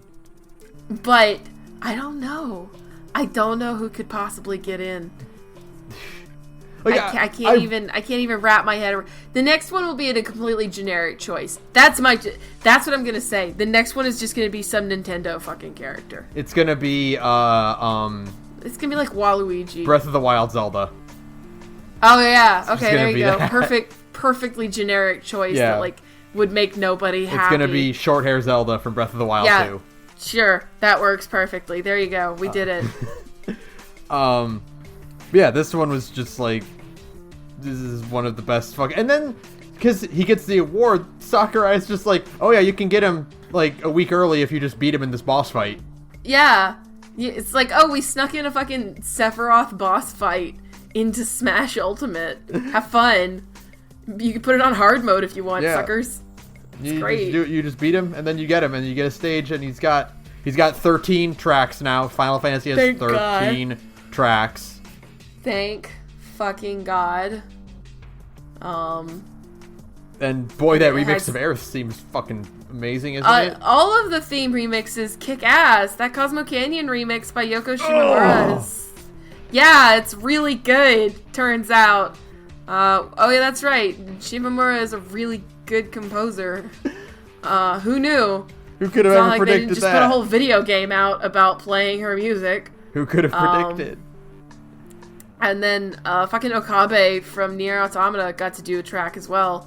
Like Motoi Sakuraba from the Tales series, Shimomura from Kingdom Hearts, and Okabe from Nier all did a track from FF7 for Smash because it's like, oh right, everybody likes the music from Smash. Or from Final Fantasy 7. You know what? I think the next one will be a Tales character. That's what I'm going to say. I'm going to say it's going to be a Tales character. I don't think so. That would be too cool and it would make me too happy. So that's my metric. Because like the only one who I think could get in is Lloyd, and Lloyd is a Mii fighter now. No, his costume hasn't been imported into Ultimate. It was in Smash 4, but it wasn't put in Ultimate yet. Then maybe. Because that's the only one who I could possibly see getting in though. I wish it was Velvet, but it's not gonna be Velvet. I wish it was Velvet. Or it could be... Her titties are too much out. It could be Yuri, but it's gonna be... If it's gonna be anyone, it's gonna be one of those two. It's gonna be Lloyd, Yuri, or Velvet. Or, fucking... main character of Fantasia, whose name I cannot remember right now. Or what if it's MC from Arise? What if he just, like, gets into Smash before his game comes out? No, because Arise is never coming out. Arise is a fucking, it's a money laundering scheme. I'm convinced. This is my tinfoil hat conspiracy theory is that Tales of Arise is a money laundering scheme so that people will give Namdai money for pre-orders and then they can spend that money on making the gacha game and then just make more money off of the gacha game instead. Oh, Saber. It'll be Saber then. If Saber got into Smash... Do you understand? No, Saber cannot get into Smash for the same reason that, like, Sans can never properly get into Smash. Do you know what I mean? Like, Sans is a Mii fighter for a reason, because, if he had gotten in for real, the fabric of reality would have torn in half.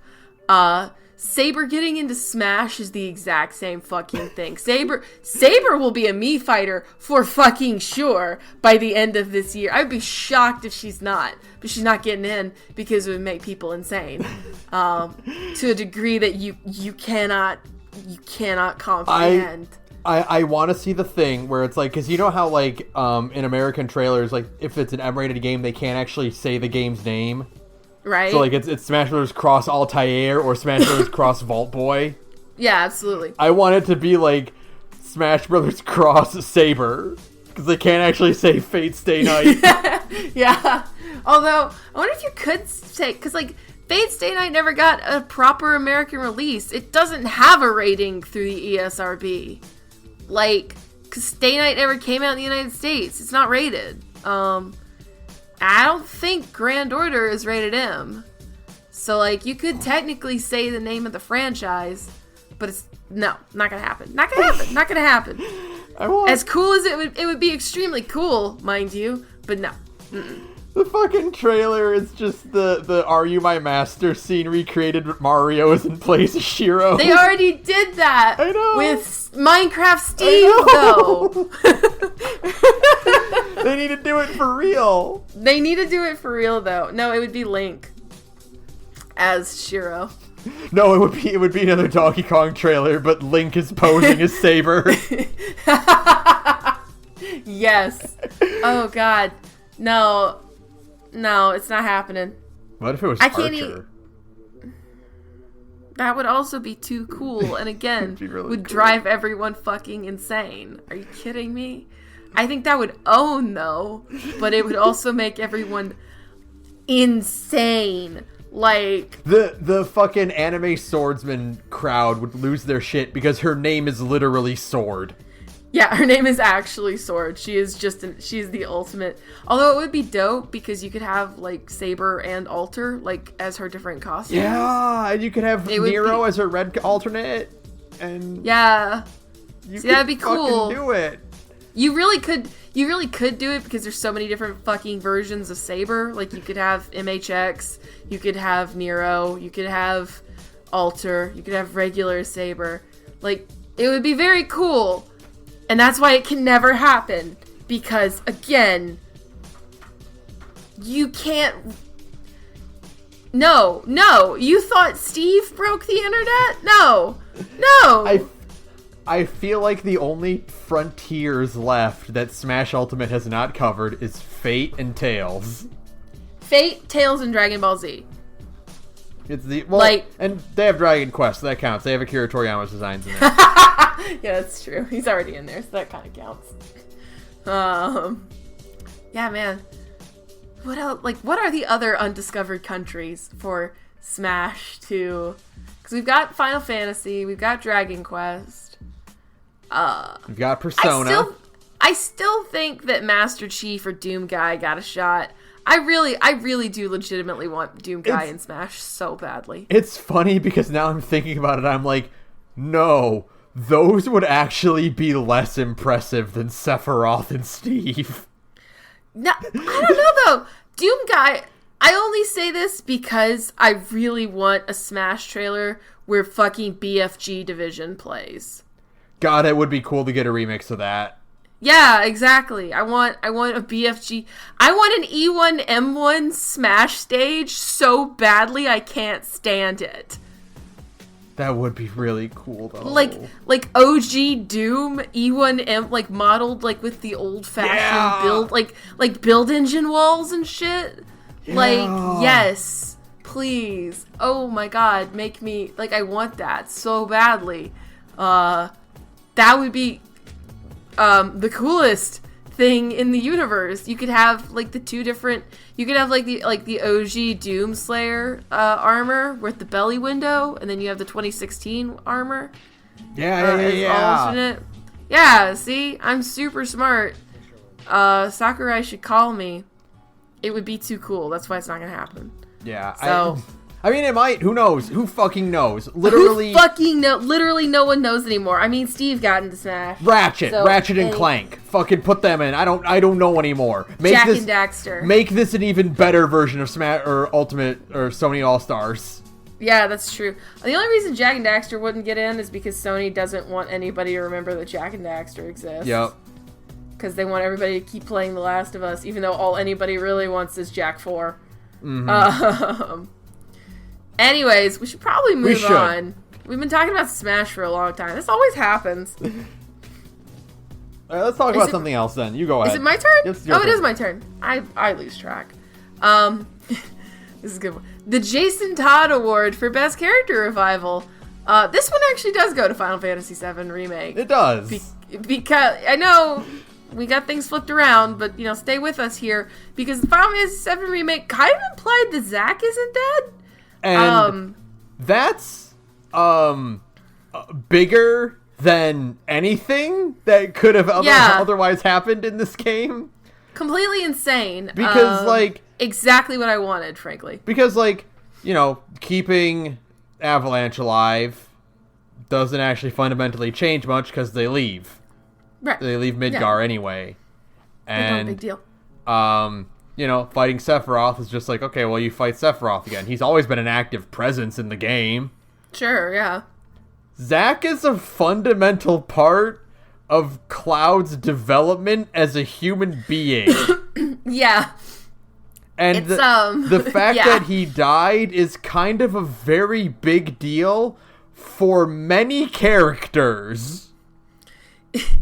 It's very important that Zack be dead. And not even he was actually alive and he got taken away by Shinra. But he won the fight? Yeah, and was carrying Cloud toward Midgar? And it's that's dramatic. That is a huge change. That is a thing that will have some dramatic repercussions. I'm extremely excited to see what those dramatic repercussions are. It'd be really cool if we could get a trailer. Just a little bit of something. Just a little bit, a little something. What if the reason we aren't getting any trailers is because they don't want anyone to even predict what kind of shit is going to be different now? I don't know. I know that they... last week, I think, Square Enix was saying, we're going to have news about 16 and 7-2. 7R Part 2. Mm-hmm. Soonishly, in the next couple months. It's oh shit, okay, let's go. I'm really hoping, just some kind of, little minor trailer, the final, the 2015 trailer for the remake that was, the They Are Coming Back trailer, the one that drove everybody insane. Yeah, that one. That's all I'm asking for. Right? It's just, a very simple... something or other. Give me something just to gnaw on for the next 2 years. Do the thing where you recreate a shot from the old one, but look at it as nice and pretty instead. But it's not the one of Sephiroth and Fire, because literally we've seen that one 700 times before. I'll take anything else. Do the one of him ripping Genova out of her stand, the Genova statue in Nibelheim. Remake that. They kind of did that in Advent Children, but I'd like to see them do it again, but prettier. Yeah. Do something like that. Or the pan up to the Zolom. That would be cool. Just a little too gory, I think, for I don't know though. They could probably still do something like that. Show us random Chocobo. Just do that. Whatever. Yeah. Show Golden Saucer. Chocobo. What? Show us Golden Saucer. Yes. Absolutely. I think that would be the best because that's the Midgar equivalent of Part 2. Yeah. Is the Gold Saucer.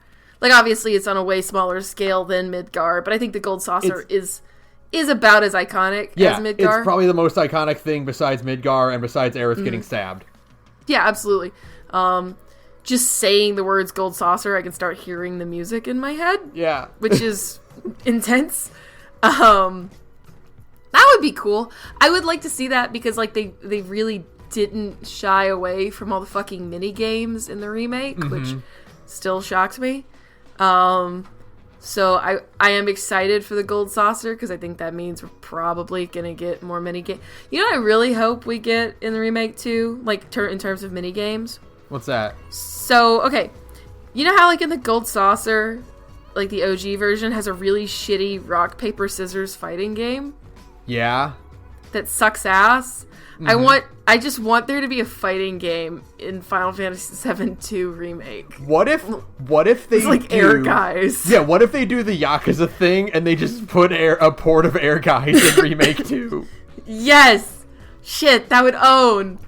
Absolutely, please do that. That thing where it's like one of the only ways you can play like Virtua Fighter 3 is on one of the Yakuza remakes that they put out. Yeah. Yeah. No, I think that's a great idea. Like, just re-release fucking Air Guys, but you put it in Final Fantasy VII Remake Part 2. I want to see fucking, like, not on the main stage, you know, because be realistic here, but like in a side tournament at EVO where it's just like, here's our Air Guys tournament, let's boot up Remake 2. Oh my god, yes. I think that's a great idea. And even leave like the shitty dungeon crawling part. Did you know that there's a dungeon crawler in Air Guys? There is? There's a whole dungeon crawling sequence. You know, in Air Guys. I've been so starved for Final Fantasy VII content lately that Are you going to play Air Guys now? What if I just played it? Speaking, hey, if you guys want to see us play Air Guys, get us to $200 on Patreon. Absolutely. That'll be our first game. We'll play Air Guys. Our first game will be Air Guys for sure. Absolutely. Fucking perfect decision. Because that one won't make me want to be dead. I mean, it's a bad video game, but it won't make me want to be dead. I think Zach's in that one too. He is in that one. Ties it all back in. Fucking Vincent is randomly in that one. I'm like every so often I'll think about the fact that Zach's alive. Like doing our Advent Children thing where it's like Zach's alive in the alternate timeline. Like it's like, yeah, because like in Advent Children, you know, it's a thing that Zach is dead. He's, you know, kind of talking to Cloud through the live stream, and it's like, no, fuck you, Zach's alive. What does any of that mean? Who knows? Hang on. He just fucking threw that at us and ran away. How do you do that? How do you end your video game? You might as well have just told me that Aerith wasn't gonna die. Right? Like, that's the degree of insane. Can you imagine if Nomura gets on stage, gets an interview, he's like, I'm gonna say it right now. Aerith doesn't die. This isn't a joke. This isn't a misdirection. You know, there's no ambiguity about it. Yeah. She's going to make it to the end of the game and beyond. I would break out into hives because part of me thinks that means somebody else is going to bite it, you know? Yeah. Like, that would do nothing for my anxiety. That would make my anxiety significantly worse, in fact. Because there's, like, comfort in Aerith dying. Yeah. Like, you know what's going to happen. Yeah, the comfort of the familiar. Yeah, absolutely. It is set in stone. Yeah. I don't know, man. I think, again, this ties back to Tim Rogers, who did a really good video also about the remake. But he said something basically like, now that they have introduced the possibility that the spoiler for Final Fantasy VII is not going to happen, that actually makes it more likely that it is going to happen. Like, they have... Mm-hmm. They have kind of set up this idea that it won't happen, and so now people are legitimately considering it, whereas before, like the ending of Final Fantasy VII Remake drove us all collectively insane.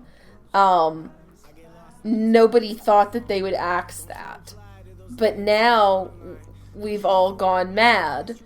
And so we live in a crazy timeline where people are like, well, Aerith could maybe survive. Now that you have said that, you have manifested that energy, she is for sure fucking dead, y'all. You have manifested the wrong energy. It's just like, how can you be mad at that ending when they're giving you the chance to feel that whole emotion again?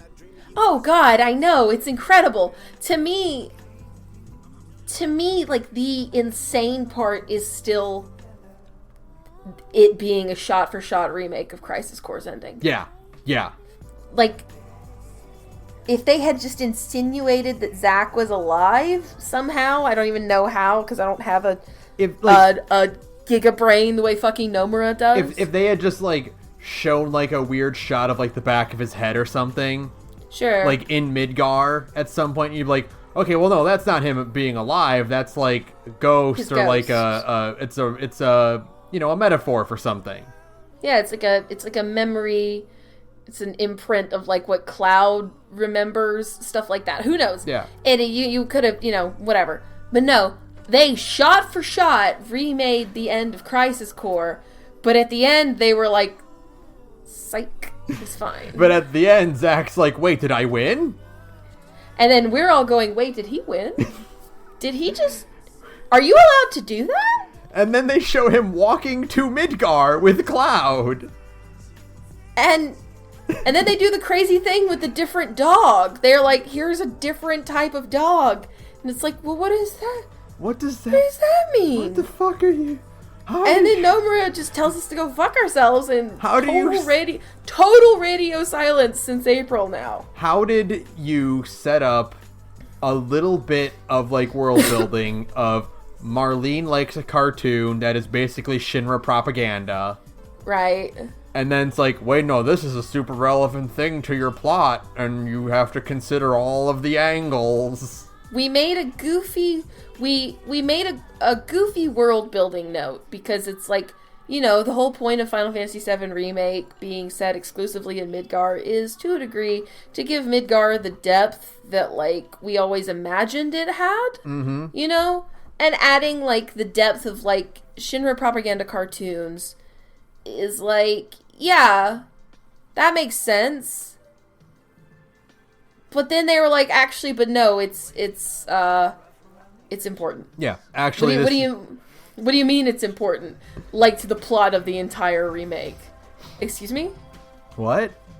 What are you fucking what? Yeah, no, it's important. I hope you've all been paying attention. You were taking notes, right? Yeah, you were. You. What? Did you think this wasn't gonna be completely fucking insane? Oh, you poor soul. You poor stupid soul. Have you played Kingdom Hearts?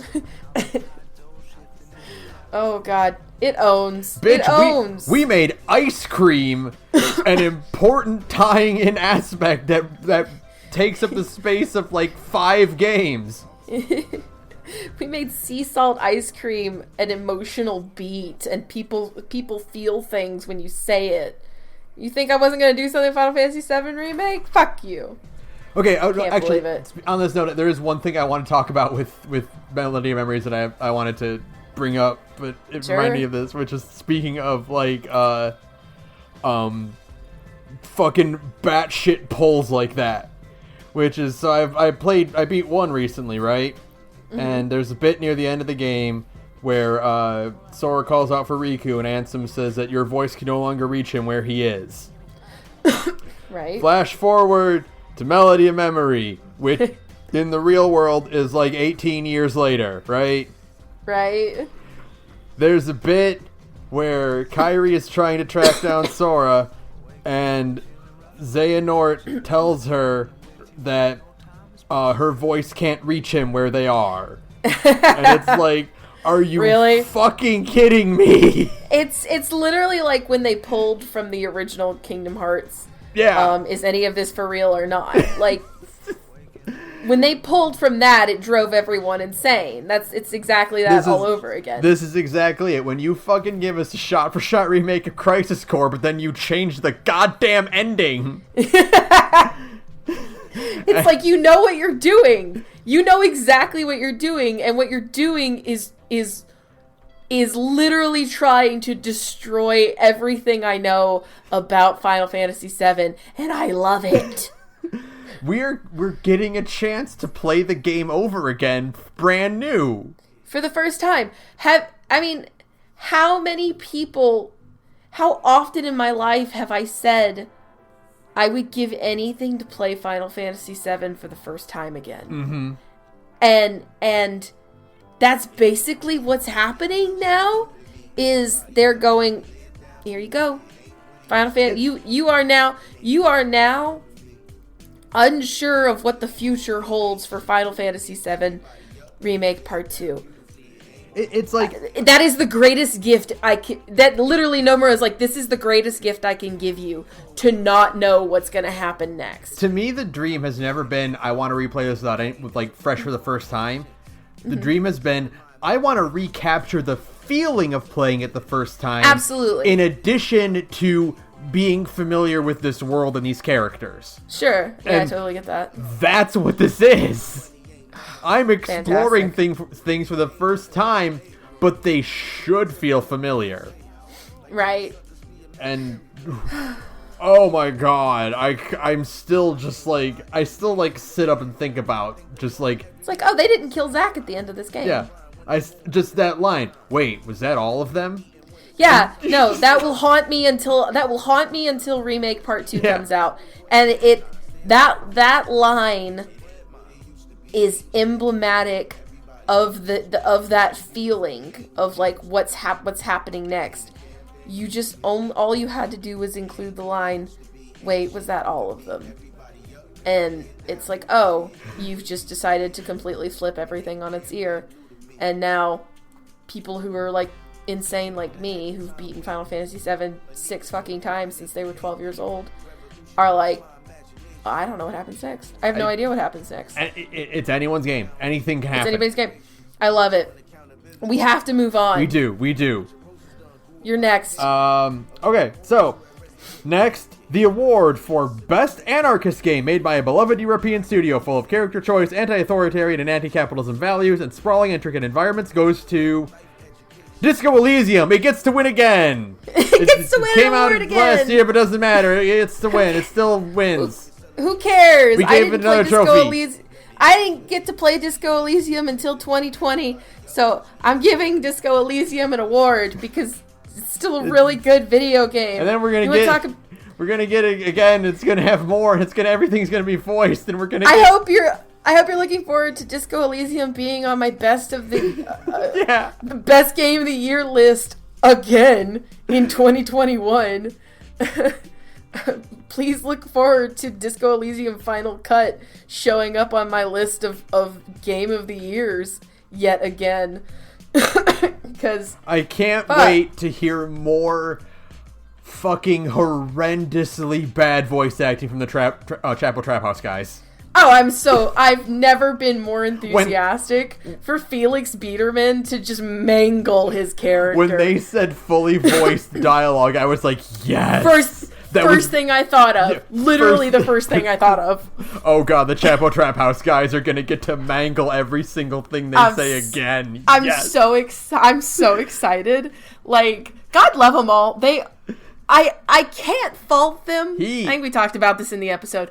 They're all trying. Felix Biederman acted the shit out of that character. Felix is really trying. The problem is that he's bad. It's a bad casting choice. You know, they should have, I think we've said this before, they should have swapped him and Crispin. Yeah, definitely. Should have swapped those two characters. I think that would have been perfectly fine. But no, shit. I hope you're all ready for me to fucking give a Game of the Year award to Disco again. Because, speaking of things that will haunt me until I die, everything in Disco Elysium continues to live in my brain like ghosts. So, I will be washing the dishes, and certain lines will just pop into my head fully formed. Just randomly I will think of Sunrise Parabellum and be like, oh right, that's one of the best video games of my entire life. I don't think there's going to be anything that makes me personally feel the way actually seeing the Cryptid did. Oh yeah, in absolutely. Fucking decades. Nothing. That moment made me feel like I myself had seen Bigfoot. Like you had personally had an encounter with Bigfoot in the real world. Yeah, Disco Elysium to a degree feels like Bigfoot. Like it's a thing you're not supposed to encounter. Well, Harry is big. He's a shaved Bigfoot. Yeah, no, he's a That's what happens if you shave Harry. Yeah. Do not shave Harry, by the way. Don't do that to that man. Hasn't he suffered enough? Hasn't he had a bad enough time? Yeah, no. I still just constantly think of everything in Disco Elysium. I'm glad I played it in 2020 so that I can, like, do this and say, like, yeah, this is still one of the best games I've played this year. We're just gonna have to, every year, just give an award to Disco Elysium. What am I gonna do? What am I gonna do if Zom doesn't put out a new game in 2022? Am I just gonna have to be like, well, I played Disco Elysium again, so I gotta give it an award again? I just want to keep reminding people that it exists. Yeah. Like, I want it... I'm sure I drive everybody I know insane because I'm constantly like, you should be playing Disco Elysium. Undertale and Disco Elysium. That's it. Those are my two. Those are that yeah. Every single person who even wants to think about and Nier Automata. Yeah, and think about investing time into the video game medium. Should play those 3 games. Yeah, absolutely. Be like, do you want to feel? Do you want to feel things you never expected to feel? Like, in any other, like, medium? Like, I don't know. I think so much about just, I think so much about, like, Disco's infinite, the incredible feeling of starting out so cynical and to a degree staying cynical. Because, you know, you kind of have no choice but to be cynical in the world that produced this game. All of us have to be.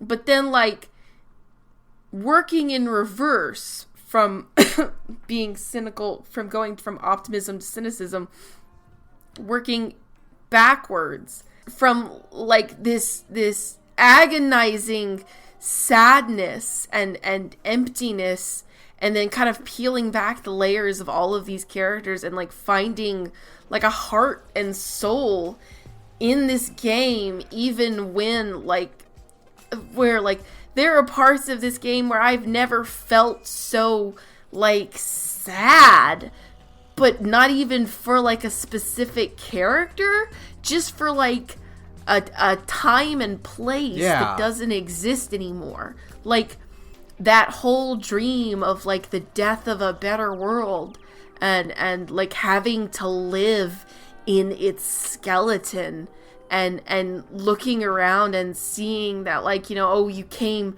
so close to building something good and beautiful, and then it was just like grotesquely snuffed out. And it's like, how could anybody ever feel any kind of optimism when you live in a ghost town and the ghosts are all, like, your hopes and dreams? And then, like, fucking Disco Elysium is like, yeah, but there's still stuff in the world that, like, is, like, worth feeling joy about. I think about, first off, I always think about, not even in your dreams can you reconcile with, like, your lost love. Right. The woman that you chased away. You can't even do that in your fantasies. Yeah, absolutely. And yet, if you struggle and you scrape and you spend every single research point you have to level up the right skills, you can find a silent hole in reality that will, like, fucking make the lives of these kids that you meet in some burnt out husk of a church. Right. And you can witness this miraculous event, and you can hold on to that forever. And you can meet an old lady who is obsessed with insects and cryptids, and you can help her with her traps. And even though you know it's probably just going to be nothing, it means something to her, and that gives it value. And then you fucking meet the creature. And if you're good enough, you can get a picture with it. And you can prove that it's real. Yeah. And you can bring closure to this woman. Yeah. And it's fucking... It just... I know, it's insane. It's incredible. Like, oh yeah, that video game... That game happened. Like that... Yeah. Like, oh, right, this game happened, you played it, and you felt all of these, like, incredible, conflicting feelings, and you know, you can still, like, it's like, oh, right. I get so mad about video games sometimes. And then I remember that Disco Elysium came out and then cleaned up at the fucking Game Awards like a boss. And they thanked Marks and Engels on screen in front of, like literally hundreds of thousands of people. And it's like, all right, sometimes things are cool and okay, and amazing things can happen still. Sometimes, like fucking Disco Elysium coming out. Sometimes you need a game that calls you a bitch for being a centrist. Absolutely. And then that game also says, hey, the things you're passionate about are worth pursuing. Yeah. It's good. It's incredible. It's incredible. Yeah. Fucking, you know, play Disco Elysium the Final Cut. It's gonna be free if you already bought it. The thing about the Disco Elysium that's so, like, impactful about that game that's, like, just blows my mind is when they're like, every line of dialogue is voiced. I literally thought, wait, you mean it wasn't before? Yeah, no, I already thought it was. I had just already filled in the gaps myself. Yeah. Like, yeah, no. But, I mean, it has more side quests, so of course I'm going to play it again. Fucking yeah. What the fuck else are you going to cram into that game for us to do? Holy shit. There's so much in that game already, but okay. Yeah. Sure, thanks. All right, we got one more. We gotta move on. One more. Is this me? Yes, this is you. This is me. Oh, good, because I suggested this one. The Columbus Award for discovering new genres goes to Hades, aka.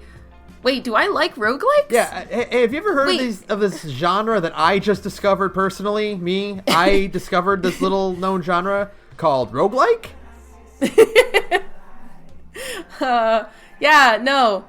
It's the working title for this award was something like the award for making me realize I think I actually really like a genre that I didn't think was for me before. And then we pared that down. Yeah. Then we because Hades made me go like, oh wait, do I actually like this kind of a genre? Because like I didn't think roguelites were for me. Because I was like I couldn't experience. Yeah. To like stumble upon like a genre that you never actually thought was like your bag. Right. And I don't know if like it is or if Hades is just really good. I've got to try out like something else, you know? I've got to try out like Into the Breach or something. Yeah, or like Dead Cells. Yeah. I really want to try out Dead Cells because I heard it's good too. But maybe it's Hades is just a one-time thing. I don't know, but I want to believe that I could find something else that makes me have as much fun as Hades as I have been having with Hades. Because like, yeah, there is. It's like, oh, it's kind of fun to try to work with randomized shit. Yeah. You know? It's like, do I actually like roguelikes, or will I just play anything that Supergiant makes? Because, like, I gotta also try out Pyre and be like, would I like Pyre because it's Supergiant? That's true.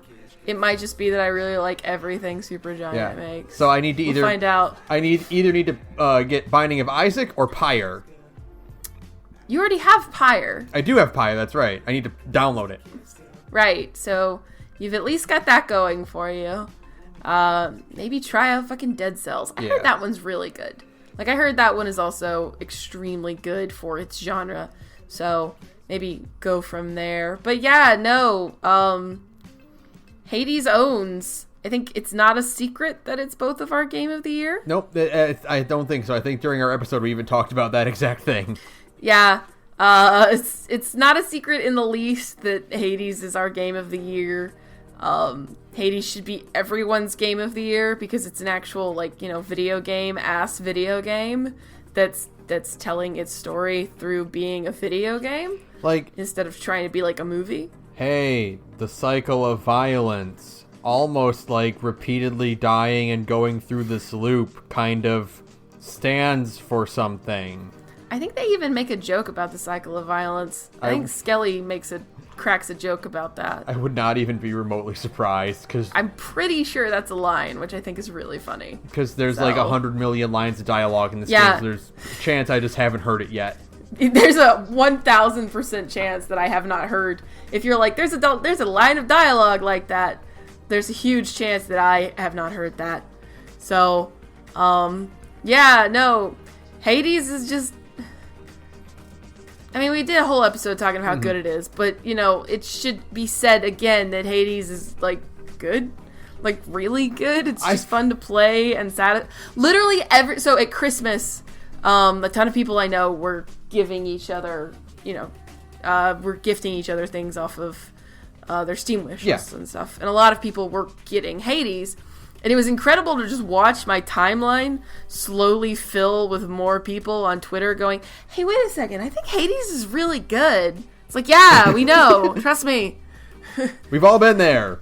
We've all been there. It's fine. Welcome aboard. I'm glad you also really enjoy it because it's a great video game. It's been really fun to have everybody kind of realize that, like, this is an insanely well-structured video game. Like, just everything about it is so tightly constructed and so satisfying to play and enjoy, Mm-hmm. Absolutely. It is a video game-ass video game. Yeah, I mean, I don't... It's like one of the most pure video games I've played, in ever. Since, Bastion.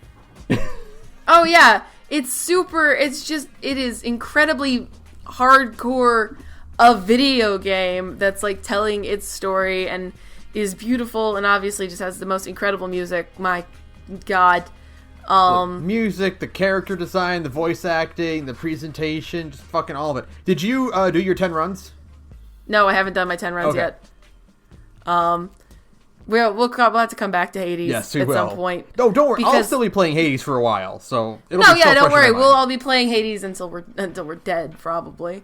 There's enough content in there. To me, that's what blows my mind the most is the amount of, love and effort that went into this game. And it's great that it actually paid off. You always want it to, when a company you really like does something that's kind of a gamble. This was an early access game. And it's kind of different from their more straightforward, story-based games to a degree, because it's a very looping experience. It's like this was kind of a gamble, and it's always exciting to see those gambles pay off, and obviously Supergiant has done extremely well, even if, the doofuses who vote for the Game Awards don't know what they're talking about. Yeah. That's why we do this. That's why we do this. The Game Awards. Because we don't like the Game Awards. The only reason anybody likes the Game Awards is for trailers. Mm-hmm. It's not like the Game Awards really celebrates video game creators anyways. I mean, everybody gets 20 seconds for a thank you speech. So it's mostly for trailers. But hey, a couple other places have done the right thing and given Game of the Year to Hades. IGN took a rare W and gave it to Hades, thank God. So yeah, it's always nice, like I said, to see creators that you really respect and whose work you enjoy actually get what they deserve and to do well. Continue the spirit of Disco Elysium by always supporting cool indie games over big AAA titles. Absolutely. Even if I really did enjoy Final Fantasy VII Remake a whole damn lot. I still think Hades is a way better game than Final Fantasy VII Remake, even if I liked it a lot. So, that's my second best game of the year, by the way.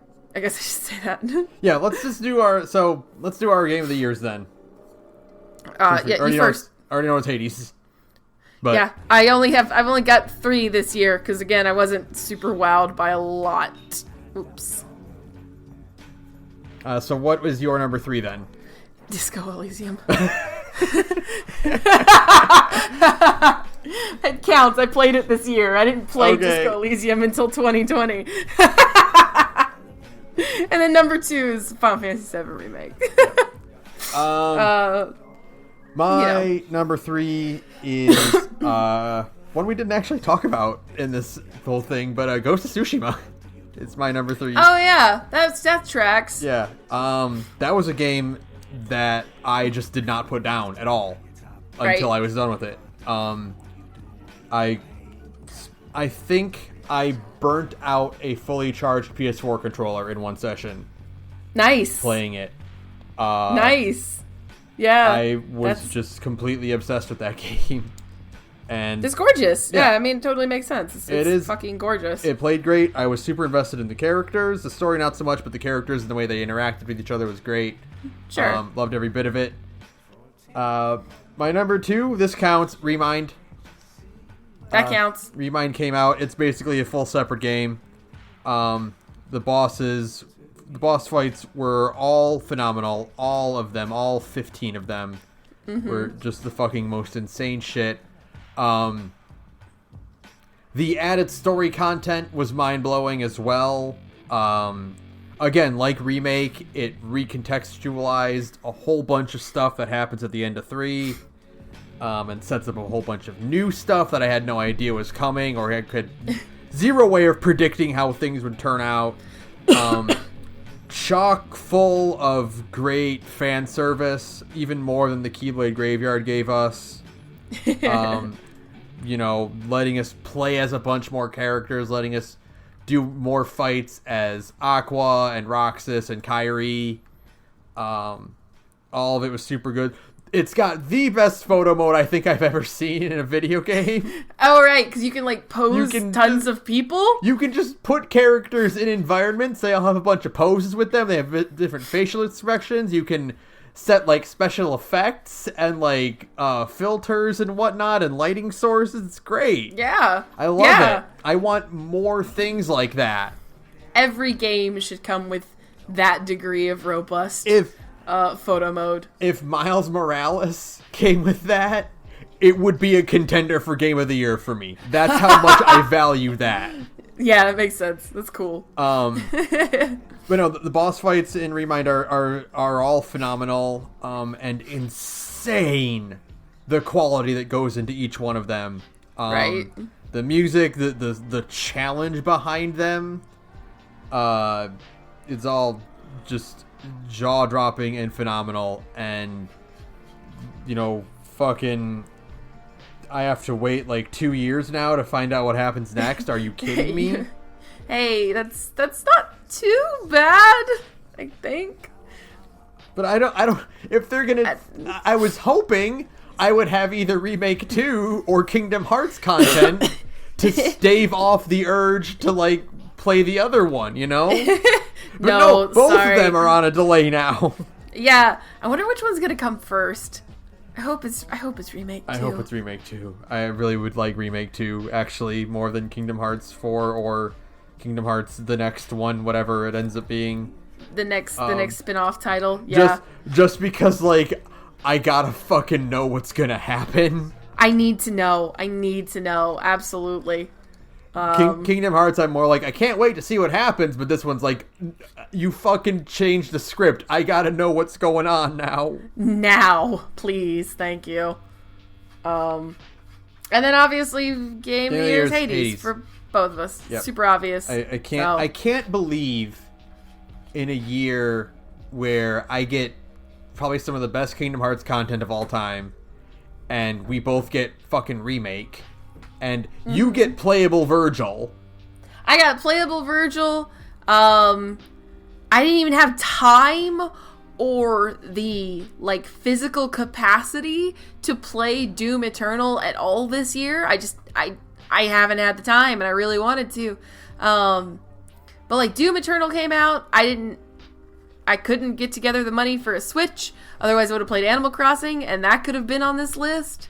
But like any number of these things, again, I have played Final Fantasy VII Remake or the original Final Fantasy VII a truly insane number of times since I was a small child, and I think Hades is a better game than Remake. And I really like Remake. And then Hades, out of nowhere in the last few months, just comes out and it's like, no, I'm the best. I win. I'm the best. It's so solid. It's so just, I don't know, everything about its construction is immaculate. It's easy to pick up and play. Anybody can learn it. Anybody can appreciate it. I've done over 30 runs, and it has not gotten repetitive yet. No, it's not easy, but it is easy in that it is easy to just like... It's digestible. Fall into. Yeah, it's digestible. You can just pick away at it at your leisure, and it never feels too... Hades, like insurmountable. Hades has become my new RE2. Sure, absolutely. Just sit around and do runs. Yeah, just I got 45 minutes. I can do a Hades run. Yeah, absolutely. Let me do a Hades run. I should fucking do another RE2 run though. We should do another RE2 We should finish run. RE3 at some point. Get there eventually. We'll do that eventually when we find all this time. Whoops. Yeah. We were supposed to play Nightmare Before Christmas this month. We were, and then you got sick. And then I got the plague, so that didn't happen. So we'll find time to do that though. Anyways, Hades is just like the fucking. Has not been a game like this. You know, we talked a lot about Disco Elysium and how it's life changing. Hades is kind of like the opposite. Like it's the opposite side of the coin, you know? Yeah, absolutely. Where it's like no one plays Disco Elysium for its core gameplay mechanics, if you can call them that. You know? Mm-hmm. But like I would recommend it to literally any person who wants to play a video game. Sure. Just like I would recommend Hades to anyone who's like, do you want to play like a video game with buttons and scores and numbers? Like a high score, and you press a button and it has like a big effect that makes you feel real good. Like Hades can only be a video game. Do you want to collect some power-ups that are like food and they give you health? You want to it's like Mario. You got to go through like a lava level and shit. You know? If Hades had like a thing where it's like it had like a weird compressed digitized voice that yelled out high score whenever you got like a high score. If you could turn on a thing that like turns all the sound effects into like plinks and like beeps like an old arcade game, I'd do it. Absolutely. Let's just go full video game, you know? Hades is in the best way the game you see on a TV show. Yes. You know where like but like they're playing some weird generic game, but they're like more invested in it than anything in the world. That's exactly it. This is it. That's Hades. That's Hades. Hades is it's so good it's almost like fake. You're like, this can't be a real video game, but it is. It's the purest expression of being like, you can only enjoy this in the form of a video game. And I love it. I think it's incredible. I think it's insanely fun. Yeah. Game of the year, without question. Game of 2020. No doubt. If I straight up, if I did not have more pressing things to play at the start of the year, I would still be playing Hades like tomorrow. Sure, absolutely. But, 13 Sentinels... My problem is that I feel like... So 13 Sentinels right now, as of recording, which is the 5th of January, 2021. It's half off right now. It's $30. I have a sneaking suspicion... I'm going to play it tomorrow.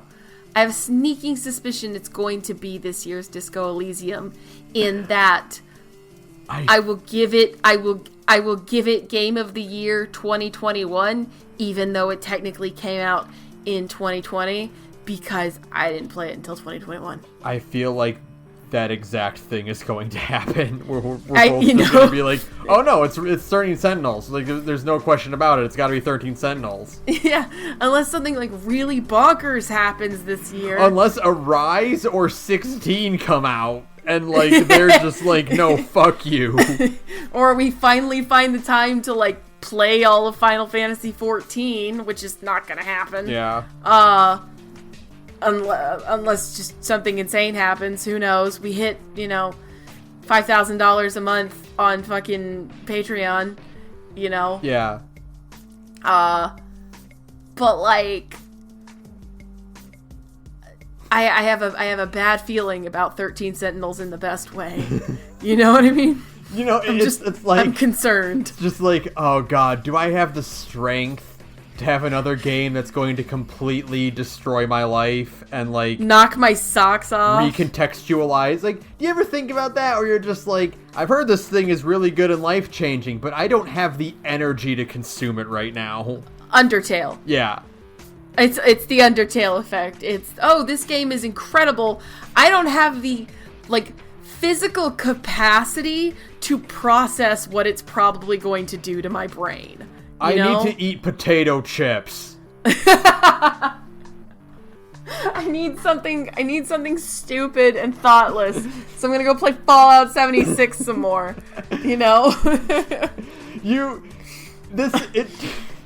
The fact that, like, legitimately it's like, do I play Fallout or do I play 13 Sentinels? And it's like... I know. Are you fucking stupid? Are you fucking... I am... Yes. Yes, We've but been also, over this. Listen, shut up. I'm tired. Shut up. I just got done having the plague. Give me a break. I don't know how much my brain can handle right now without just, like, sputtering out and dying. So, But I got a bad feeling about 13 Sentinels. Yeah.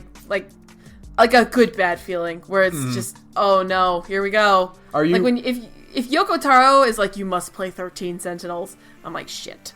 Are you ready for our next 3.5 hour long podcast? Saturn will probably be there. Yeah. I don't think Saturn's played this game yet, but, like, you ever get a feeling about a game?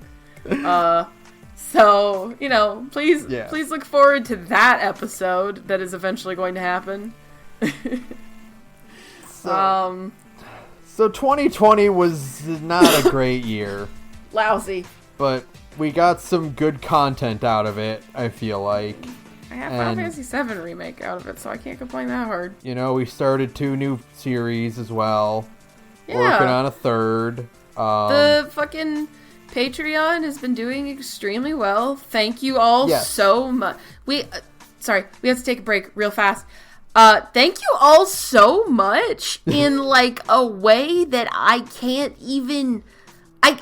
I can only hope that this adequately expresses, like, my gratitude. We make more...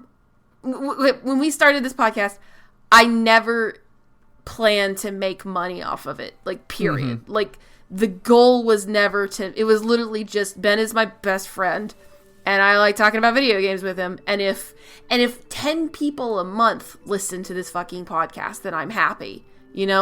Yeah, absolutely.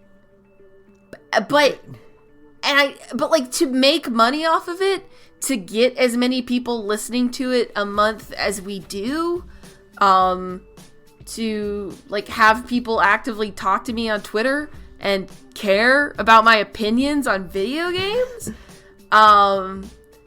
is so much more than I literally ever expected. We've been doing this for 4 or 5 years now, and it's only continued to grow, and this is, like, it's a thing that I'm now at the point where I'm like, this could potentially be, like, a thing that... Yeah. This, I love doing it no matter what, even if we didn't see a single dime out of it. But, and it's never been about that. But I've had people tell me that this is their favorite podcast. And that is Yeah. just like, are you sure? Are you sure? Us? Okay, I mean, like, thank you. You know we're not Giant Bomb, right? Like, we're Yeah. not, like... We're still recording on Blue Snowballs, Yeah. which we might actually probably... We have Patreon money now. Maybe we could upgrade those at some point. It's like, we're not Castle Super Beast or, like, the Gigaboots, like... Are you sure you meant us, Coopers. right? Yeah, I mean, like, thank you. Yeah. Oh my god, thank you so much. And, like, yeah. It's I mean, that's what it all boils down to, is just, like, thanks. We want to continue making content like this for you. I absolutely love streaming. I love recording That's Hell You're Walking Into and Takeout and these episodes here.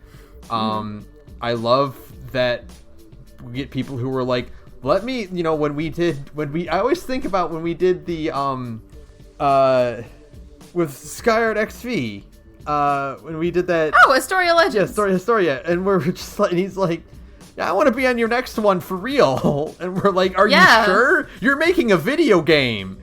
You make a video game, like fucking... a real one. But yeah, no, absolutely. Like, to me, like, that, I don't know. I'm just like, I don't want to get too mushy. It just makes me extremely happy.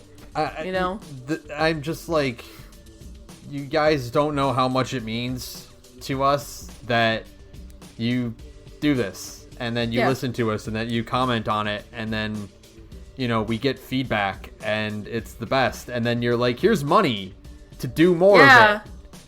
Yeah. So, it basically just like, thank you. Yeah. Obviously, thank you so much. Yeah. We will hopefully get to do more and more of this as the year goes on. And, things will continue to go up, and, it would be really cool if we could do this stuff kind of full time. And, tell your friends about us. Tell your friends to listen to our very cool podcast. We love you all. And Happy New Year. Yeah. Hopefully 2021 is off to a better start. We'll be back with some kind of indie week and roundup and back to normal schedules, and we'll see you guys